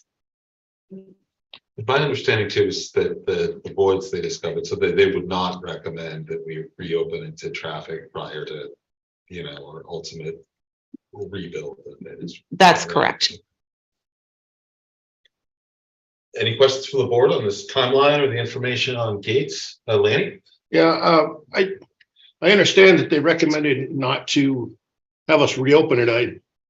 I guess I would like, it'd be nice to have a presentation on what they found in the borings, because if the borings that they did were on the area of the street that we intend to keep closed, and we could go back to one lane on that, it'd be worthwhile to know where they were taken at and to extend to the borings. So I think it would behoove us to at least get a presentation from Chris, if we could, in terms of where these actually were, because I did see that it was a recommendation to keep it closed, but I'd like an explanation further, I think, of where the borings were at and why it is that, or first off, whether they're settling in those areas. And also if the boring was on a side of the street, the opposite of where we're gonna go with this. It'd be worthwhile to get some more information. It looks like additional borings are gonna happen. next That is week. correct. They couldn't do them all because of the winter weather. That's correct. Alan? And just to make maybe a suggestion, if according to this timeline, it looks like there's a May 26th is town preliminary plan comments. I wonder if that could be a time to get those updates, or where we might organically have we can get- updates on the borings and then also the preliminary plan, because I feel like at this stage, I feel confident in their recommendation personally. And if we're going to get a comprehensive sort of rundown in a few weeks, then I would be comfortable waiting till then. Will we have Chris before us at that time There will be a presentation on that time. by Public Works? I'm not saying that it'll be by Public Works. It may be by our vendor that we're using, but there will be somebody here that will be providing a presentation. To be able to answer the questions in terms of the borings. Correct. Okay. Yeah. Okay, moving on to the next one. There was a question regarding the paving plan. So the Public Works Department has put together a paving plan, which they're looking at for the summer of 2023 going into June of 2024. And they have listed out, 7 different projects, which total $1 million. They're hopeful to get a $200,000 grant. In the event that they're not able to get the $200,000 grant, they will be removing Christian Street from the list, and that will bring them down to $800,000, which we discussed during the budget process. They currently have $775,000 in a reserve account. So that's only $25,000 that they would need to encumber from the current budget that we're in right now. Okay. We are hopeful, maybe there'll be more vendors and we'll be able to execute these a lot faster. And if the pricing goes down, maybe we'll be able to do more projects. But preliminary right now, this is what, at a minimum, they will be doing. Great. Any questions, Alec? Just Kim has her hand up. Okay. Kim. Can you hear me? Yes. Okay, sorry, I was having trouble. Gail, do you know, are these all projects that have already have RFPs out? We've already awarded the paving contract, I believe, from last year, that we were finishing up some of these, and then the next one will be going out. We're very limited on who we have for vendors that will actually do paving. Last year we had minimal to no paving done because we couldn't get a vendor to do it. Right. I remember Jeremy and Chris talking about being sort of optimistic about having a new vendor that they might be able to work with. So these have all been bid on already. These projects are ready to go. Okay, great. Good. So we can anticipate that these projects will be in progress this summer. That is what I'm told. Okay. It would be great. I guess the other idea would be like having this paving plan. If there are things that look like they're going to be getting bumped, it would be helpful to know, or an actual schedule of saying like, yep, we've got this one contracted to start in June, this one's starting in June as well, this one in July. Anyway, if there's any more specifics that could be available, that would be great. If not, we'll just, what I'm trying to avoid is checking in November and saying how many of these got done, and then finding out then that, well, this happened and this happened, so they didn't get done. I'd just like to have a little more of a pulse on it. Yeah, I can appreciate that. And I'm hopeful that Public Works will continue to update their projects page that they have, which speaks about the projects that they have going on. And it's kind of twofold, because it also lets residents know if they're going to have disruptions on their streets and what's going on with that. But I definitely can put a gentle reminder in to provide those updates. They also should be providing the updates in their significant activity reports as well. Awesome. Thank you. Eleni? It's good to see that we're putting this work into these roads. However, it'd be nice to see, we're doing a lot of milling, overlaying, and ditching. And for those that don't understand it, milling and overlaying is just basically carving off the first couple inches of pavements that's there and putting down more. You're not getting to the true root of the problem in the roads, which is frost heaves or problems of the road bed not being correctly installed in the first place. So the reclamation projects are ones that are what is truly being done to reclaim the road to today's standards. So these roads that we're doing the milling and overlaying on, they'll last for a few years, but without a thorough job of complete restoration of the roadbed, they're going to fail again. So we need to consider that. Then when we put budget money into the town highway, that we put more money into the highway department so they can do a thorough job instead of just putting a Band-Aid on a problem. And there's a lot of Band-Aids that are being applied to problems, but they're not solving the problem. We really need to consider that come budget season to put more money so they can do a much better job instead of revisiting these down the road. Highways, one thing that gets neglected year after year in terms of paving and the work that needs to be done. And we need to stop that and fix our streets. Thank you, Lenny. Gail, I think we can. All right, so moving on to EV. There was a question regarding the EV chargers. What was the cost of them? What is the revenue that's being generated? So before I speak about them, I just want to remind everybody, these were not installed to generate revenue. The EV chargers were installed to help work towards our climate action sustainability plan that we have. And fortunately for us, when they were installed, although they cost $34,000, we were able to get funding from Green Mountain Power, as well as the Agency of Commerce and Community Development. And the only out of pocket that came from the town was less than $1,000. We do reap the benefit of the revenue that's been coming in. Since they were installed back in 2018, records show that they've been used 2,036 times. And to date, we've generated $4,276 in revenue. One of the things that it sounded like with this particular brand or something, right? It went from the cell service changed to 4G and then they all stopped working like nationwide. Correct. Is there any, I guess Dana doesn't address it here. I just wonder, like, is that ever going to be like fixed? I mean, so we can start, providing that service again? My understanding is that they are working. Is that correct? They're still not working? Okay. Okay. So it's something to keep in mind. I think we can ask, Dana. Yeah, I can certainly ask him. I'm not sure if he included it in his update or not. Just that he's on and has his hand raised if we want to. Oh, yeah. Dana wants to just pop on and give us data. Dana?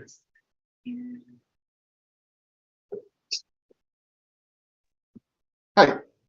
Hey, Dana. So, yeah, the update is that this is actually a nationwide problem with ChargePoint and those versions of chargers right now, and they still have not resolved it. Yeah. I guess, it is what it is, right? All right. Thanks, Dana. Lanny? So the revenue that's been generated from these for the town, where has that gone into for a fund? Just goes into the general fund. So I would suggest that the board consider putting revenue from meters back into a fund strictly for meters within the town of Hartford. So we can put more charging stations within the town. Obviously, that's wave of the future. And if we can use the proceeds from what we're getting to put back into them, it would be wise for us to do so. So I would like to keep it all on our minds that next budget season we consider, or when we get these things fixed, that we consider adopting a fund for the revenue from this to go into, turn around and go down into meters again, into the chargers. Thanks, Lenny. Rocket, do you have a comment? Is there any data on the operating costs? I mean, the revenue is one thing, but profits another, The only charge that we have right now is the electricity part of it. Yeah. So what's the net between the revenue? I don't have that in front of me, but I know it's the. I know you made the point that it's not a revenue generator for us, really, but I could think it's probably more of a useful number for us to look at is what is the operating net on that? because it could just be nothing, right? Correct. Dana, do you have that information in front of you? The numbers that I put in there was the net revenue generated, not the not just what we generated, but the net revenue alone, I believe. Yeah, I apologize. On the memo that he provided, the Oh, gross amount is the 4276 and the net amount is 2020. Gotcha. So We're just gonna cost. Dan, do you have a question? Just a comment. I wonder if we could reach out to Green Mountain and or the Agency of Commerce and Community Development to find out whether the state could pressure those organizations to get us a different kind of charger if ChargePoint is still working with the communications between G3 to G4. If there's something in the interim that would get some grant money to get these back up and running, and or have the state sort of push things out to the company at a larger level to see if they can improve that. The other thing I want people to keep in mind is that White River Junction has been designated as a NEVI site, which is a National Electric Vehicle Infrastructure Site, which is a federal program, and that VTrans has designated us as a site. So they are looking to install level 3 high-speed chargers in White River Junction, and we're looking to hopefully get those in the parking lot as well. Great. In the South Main Street lot? Yes, sir. Okay. Any other questions for Gail before we hear from, I believe Mike had his hand up. Good. All right, we can bring Mike Morris over. Thank you, Mr. Chair. Can you hear me okay? Yes, we can. Yeah, following up on the discussion about libraries and presentations, it made me think of the past boards some years ago. At one time, went out to had select board meetings in the different villages, and they utilized the Quechee Library for one, the Wilder School, which was just rebuilt for one, the West Hartford Library, and the Hartford Library. They actually held their select board meetings there along with presentations.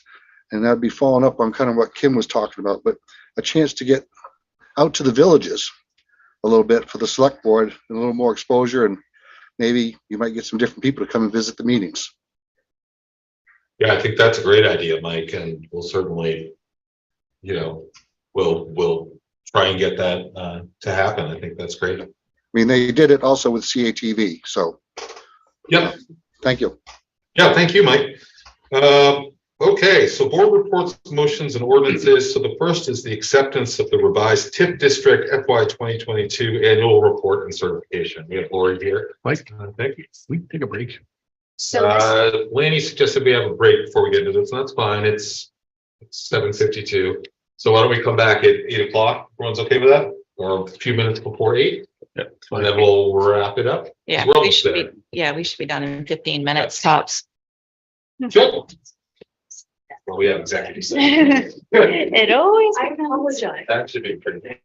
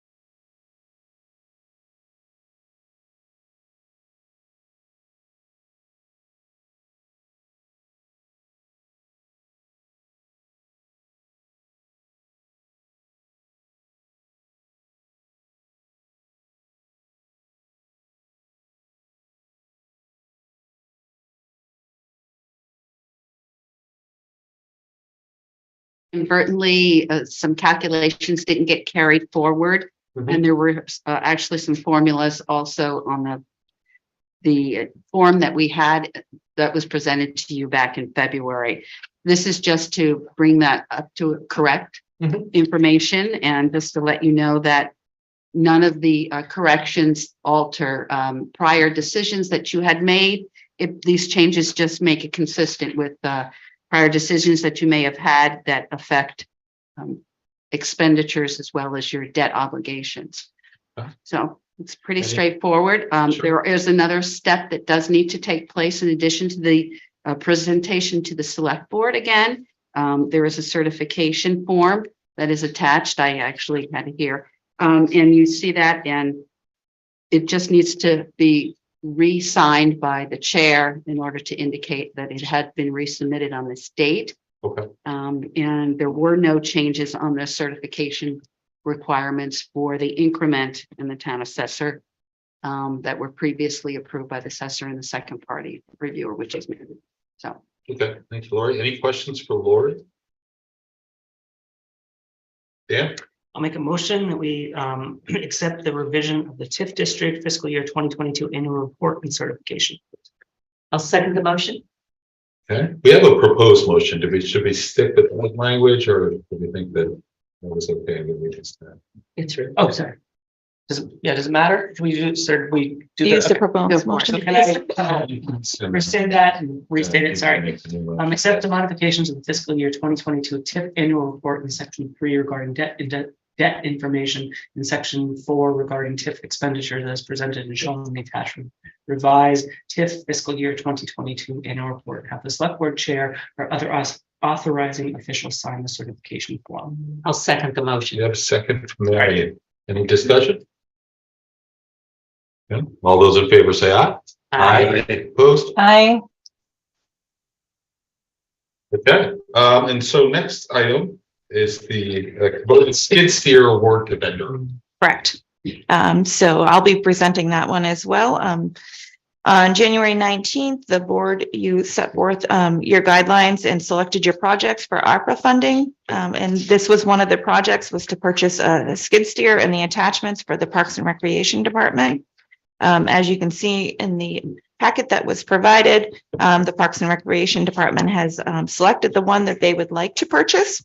The amount that was awarded to Parks and Recreation for this was $80,000. This particular skid steer and the attachments come in at $74,000 and some change. And we're looking for authorization for the town manager to sign to make this purchase. Okay. Questions for Gail on this one? Okay, we have a recommended motion to make one.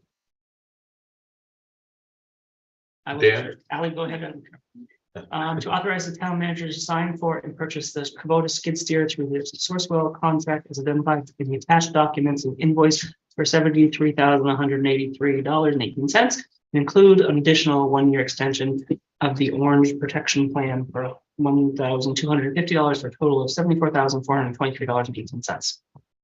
I'll second the motion. And we have a second from Mary. Any discussion on this? Okay, all those in favor say aye. Aye. Opposed? Aye. Okay, it's unanimous. All right, so that brings us to commission reports. Lanny, do you have any commission reports? Yes, I do. Hartford Community Coalition, it's coming right up. We're doing the April 4th community conversations at Hotel Coolidge coming up this Thursday. August 16th, they're doing a board retreat. June 21st will be the Hartford Block Party.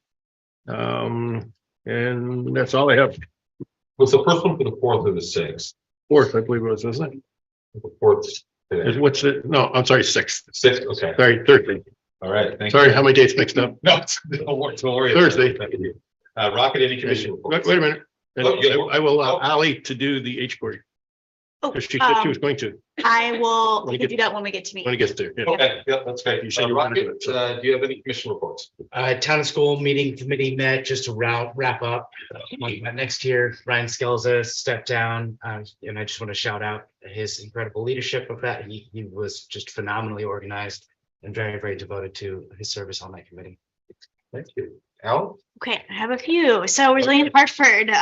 So this year the committee, it's intending to slow down on its planting work in the Clifford Park Food Forest and really build healthy soil, improve the watering system, work on building community and finding educational opportunities that go along with their work.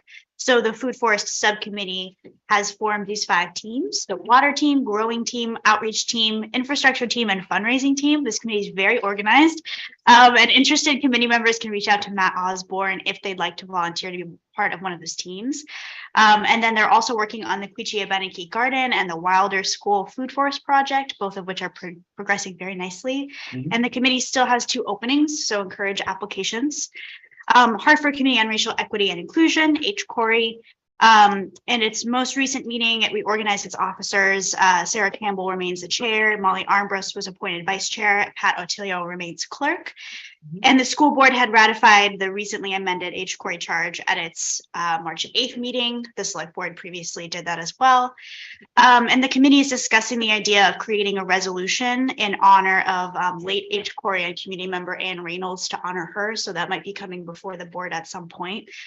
And then this has come up before, but want to again lift up that in the meeting, John Hall brought forward the idea of having a joint discussion between the select board and the school board on the future of equity work in Hartford, as it is a joint project between both boards and our town. So there will likely be further discussion about that. And also want to give a shout out to member John Hall, whose term is ending actually as of tomorrow. So there will be an open seat on the committee, and also just to say a huge thank you to John for his many years of service on the committee, for the very kind, wise way he has led this work for Hartford. I think we've all seen how John shows up in immeasurable, wonderful ways. So really appreciate him and his work. And then Hartford Community Housing and Homelessness. We appointed member Alex Valenz to be the committee's representative to be part of the town planning steering committee in the housing chapter update. We had a great discussion about how to outreach to different towns to learn more about what they are doing locally and regionally. And we'll be extending invitations to different community leaders to actually bring them to meetings, to come to their meetings, to info share, and then also info gather.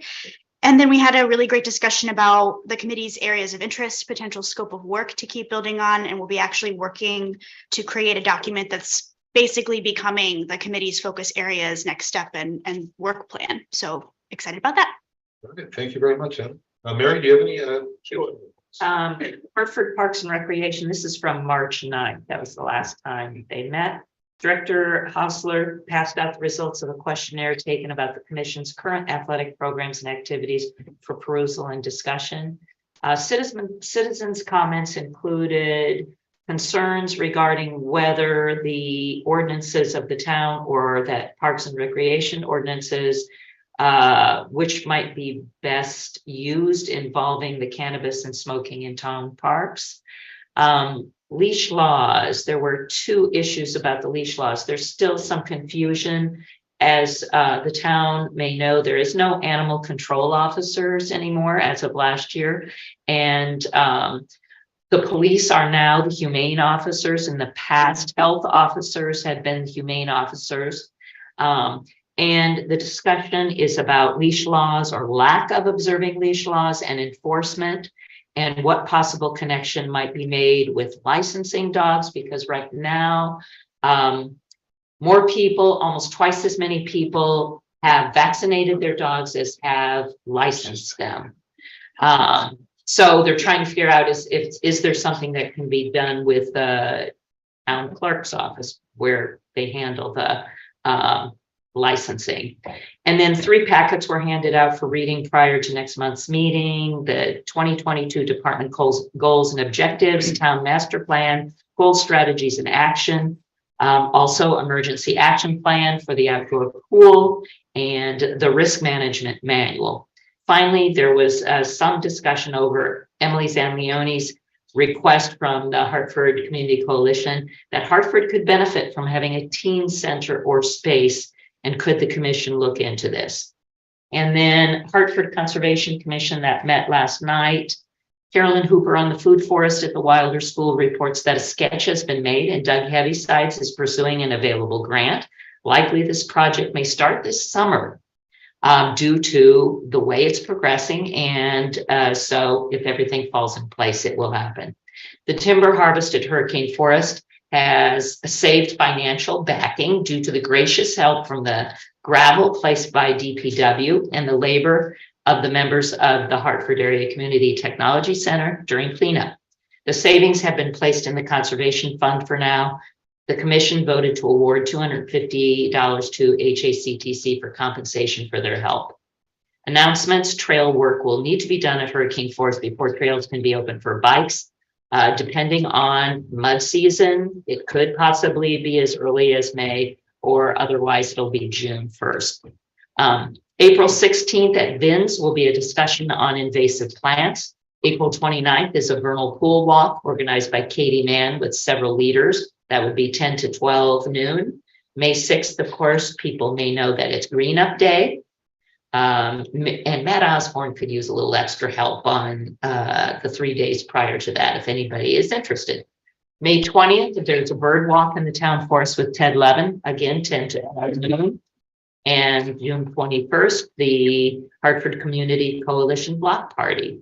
There is one vacancy on the Conservation Commission, and they voted the slate of chair, vice chair, and treasurer: Tom Kale, Katie Mann, and John Bouton. So it's the same people as has been in the recent past. Thank you, Mary. Dan, any commission reports? Nothing that hasn't already been shared by others. Okay, Kim, do you have any commission reports?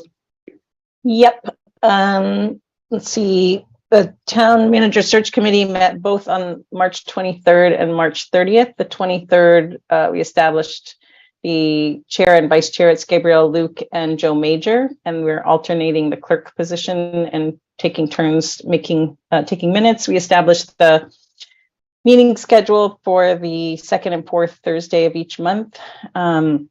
And then we met again on March 30th, which was a special meeting outside of the second and fourth Thursday schedule in order to get Dominic Cloud in from VLCT. And so the meeting on the 30th, he really went over with us the role of the manager in the organization and importance of finding the correct fit, kind of went over some general process with us.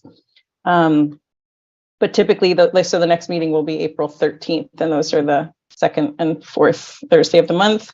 And then we see that the town plan steering committee met on March 27th, which Gail kind of summarized in the significant activities report. So I won't repeat that, except for to remind folks that April 13th also is the next community meeting at the Bugby Senior Center on doing outreach and gathering input for the update of the housing chapter. And last but not least, the design review committee met also on March 30th and gave preliminary approval to a mural that Cover Home Repair is proposed, and they've recommended that be approved administratively through the Planning Commission. So that's all mine. All right, thank you, Kim. I don't have anything, so we'll move to the consent agenda. I'm happy to take a motion. Dan? Mr. Chair, I move that we approve payroll ending 4/1/2023, approve meeting minutes of 3/21 and 3/9/2023, approve the AP manifest of 3/31/2023 and 4/1/2023, approve select board meeting of 5/2, 5/16, and 5/30/2023. Okay, do I have a second? I'll second the motion. Okay, Mary will second. All those in late Discussion? Sure. I don't believe that the minutes of March 9th, 2023 accurately reflect the vote for vice chair. And I'd like it put on record that the chair failed to recognize or failed to accept my vote for myself on that meeting date. So. Okay, so do we have meetings that reflect that? Should we just make the motion without 3/9 minutes? Lana, does that make sense? You can add it. Okay. Is that acceptable to the entire board? I'm fine. Can I chime in? because like there were changes made. I had a similar comment. And so Lanny, you read the revised version and you don't think it represents it accurately? I want it on the record that the chairman refused to accept my vote. I mean, it says an erroneous assumption was made by the I want chair. it on the record that the I'm sorry. chairman I'm sorry. Could you refused my vote. could we? I'm just asking a question. You don't need to yell. I've stated what I would like on the record, and that should be the end of it. Everyone else had the opportunity to have things put on the record, and I want this on the record. Just point of order. Yes, Sally? I know, Lanny, that this might feel charged, but you did interrupt Kim, and I know we're all trying to be better about that. So I just wanted to raise that point of order. Yeah. I mean, I had a similar concern to Lanny about the original March 9th minutes. I feel like it's been corrected. I don't need to refute it. So we'll see what the board decides. But also I had another question about the rest of the consent agenda. So I don't know if you want to go on to that or we need to finish this discussion. But we have a motion on the table. Wait a minute. And a second. Wait a minute. Point of order here. Point of order. I want something read into the record. All right. Every other person on this board has had an opportunity to have things placed on the record. I want it read into the record that my availability to vote was not acknowledged by the chairman. Simple as that. Dan? Can I make an amendment to the consent agenda that we pull out the 3-9 meeting for now, approve everything else and then do that separately? Yes, that would be fine with me. Who made the second? I forget. Harriet. Yeah. So is that? I still have a question about something else. Okay. Okay. That's okay with me. Are you waiting for me? Okay, yeah. Yep, So go ahead. the question, I know Paula and I went back and forth through email today, is the manifest for, sorry, now I have to get back to that spot on the agenda. Is the manifest for April 1st or April 6th? I know I've screwed this up before. The AP manifest? Yeah, the second one. There's March 31st, and then the April 1st is the one that I think we got emailed today. Should be actually the one. Would be. So Kim, your question is just, should it be 4-1 or some other date? I think it should be either 4-6. Let me find the email. Should be 4-6. 4-6. Should be 4-6. Thursday, it's the 6th, so 4-6. Okay. So please, just friendly amendment to the motion. Accepted. Okay, so we have that. So that should read 4-6. We're taking out the 3-9 minutes for now. We have a motion. Mary, you want to second the amended motion or someone? Sure. Okay, Yes, I'll second the amended motion. Okay, all those in favor say aye. Aye. Opposed? Aye. Okay. Now we have a motion, or I'll take a motion to go into executive session. I don't think it's going to take us too long in there. What do you Mike, think about Mike, can 3-9? I make one comment though? Yes. Okay. So I just want to make sure before you go off into your executive session, I just want to make sure the open items for either the next meeting or the meeting after. One of the items is the South Main Street parking lot lights was asked about. Yep. And then update on open litigation, which will be done in executive session, not including personnel matters, because that's not included in there. Yep. And then the other item that was requested was the actual number of employees in each department. Yes. Is that correct? Okay. Thank you. Okay. What are we gonna do about 3-9? Yeah, Mr. We're Chair. going to pull them out and we're going to get a revised version of them. You can certainly put your comments on what you think it should say, Lanny, and then we'll vote on it at our next meeting. Alec? Oh, that was just my question, just if we were following up on that. That seems to make sense. If you want something inserted into it that's not there now, we'll give you the chance to put it in and then we'll vote on it next meeting. That sounds fair. Yes, that is fair. All right, I'll take a motion to go into executive session. Yeah. Go into executive session. I'll second the motion. Okay, do you want, We have to read the thing. Oh, sorry. you got to read the answer. Sorry, yeah. Thing we're going. That in accordance with Vermont's open meeting law, 1 VSA 313, I move the select board enter into executive session to discuss the appointment or employment or evaluation of a public officer or employee. I'll second the motion. Second, all those in favor say aye. Aye. Aye. Okay, we're going into executive session. Like, do you need Lana or I to stay? No. Jan has to stay, but. Yeah, I don't think it'll take all that long, so you guys are free, you guys are free to go. Thank you, everybody. Thank you. Thank you.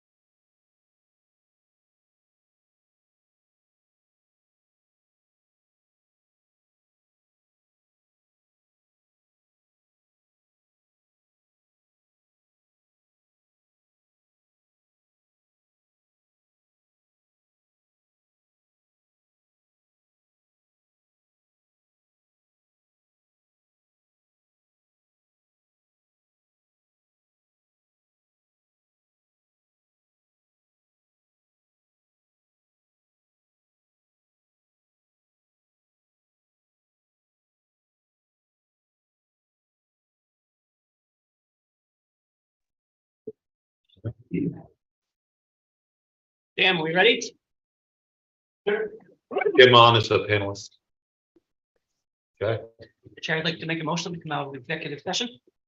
I'll second that. we have a motion from Dan to come out of executive session, a second from Alan. All those in favor say aye. Aye. Aye.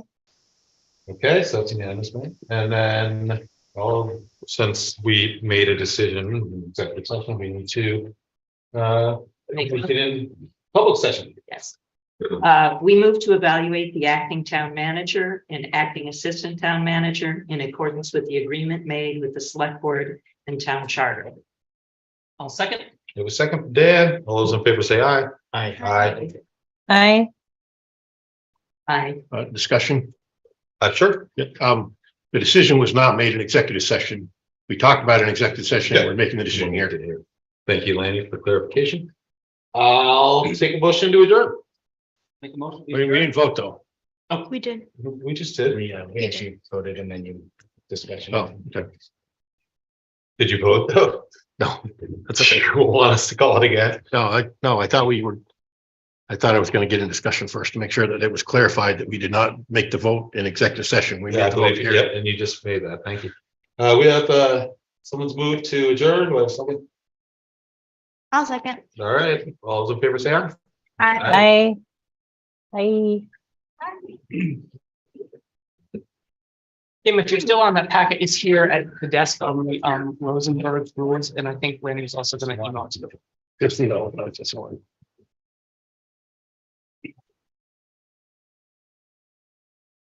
Maybe original motion to adjourn.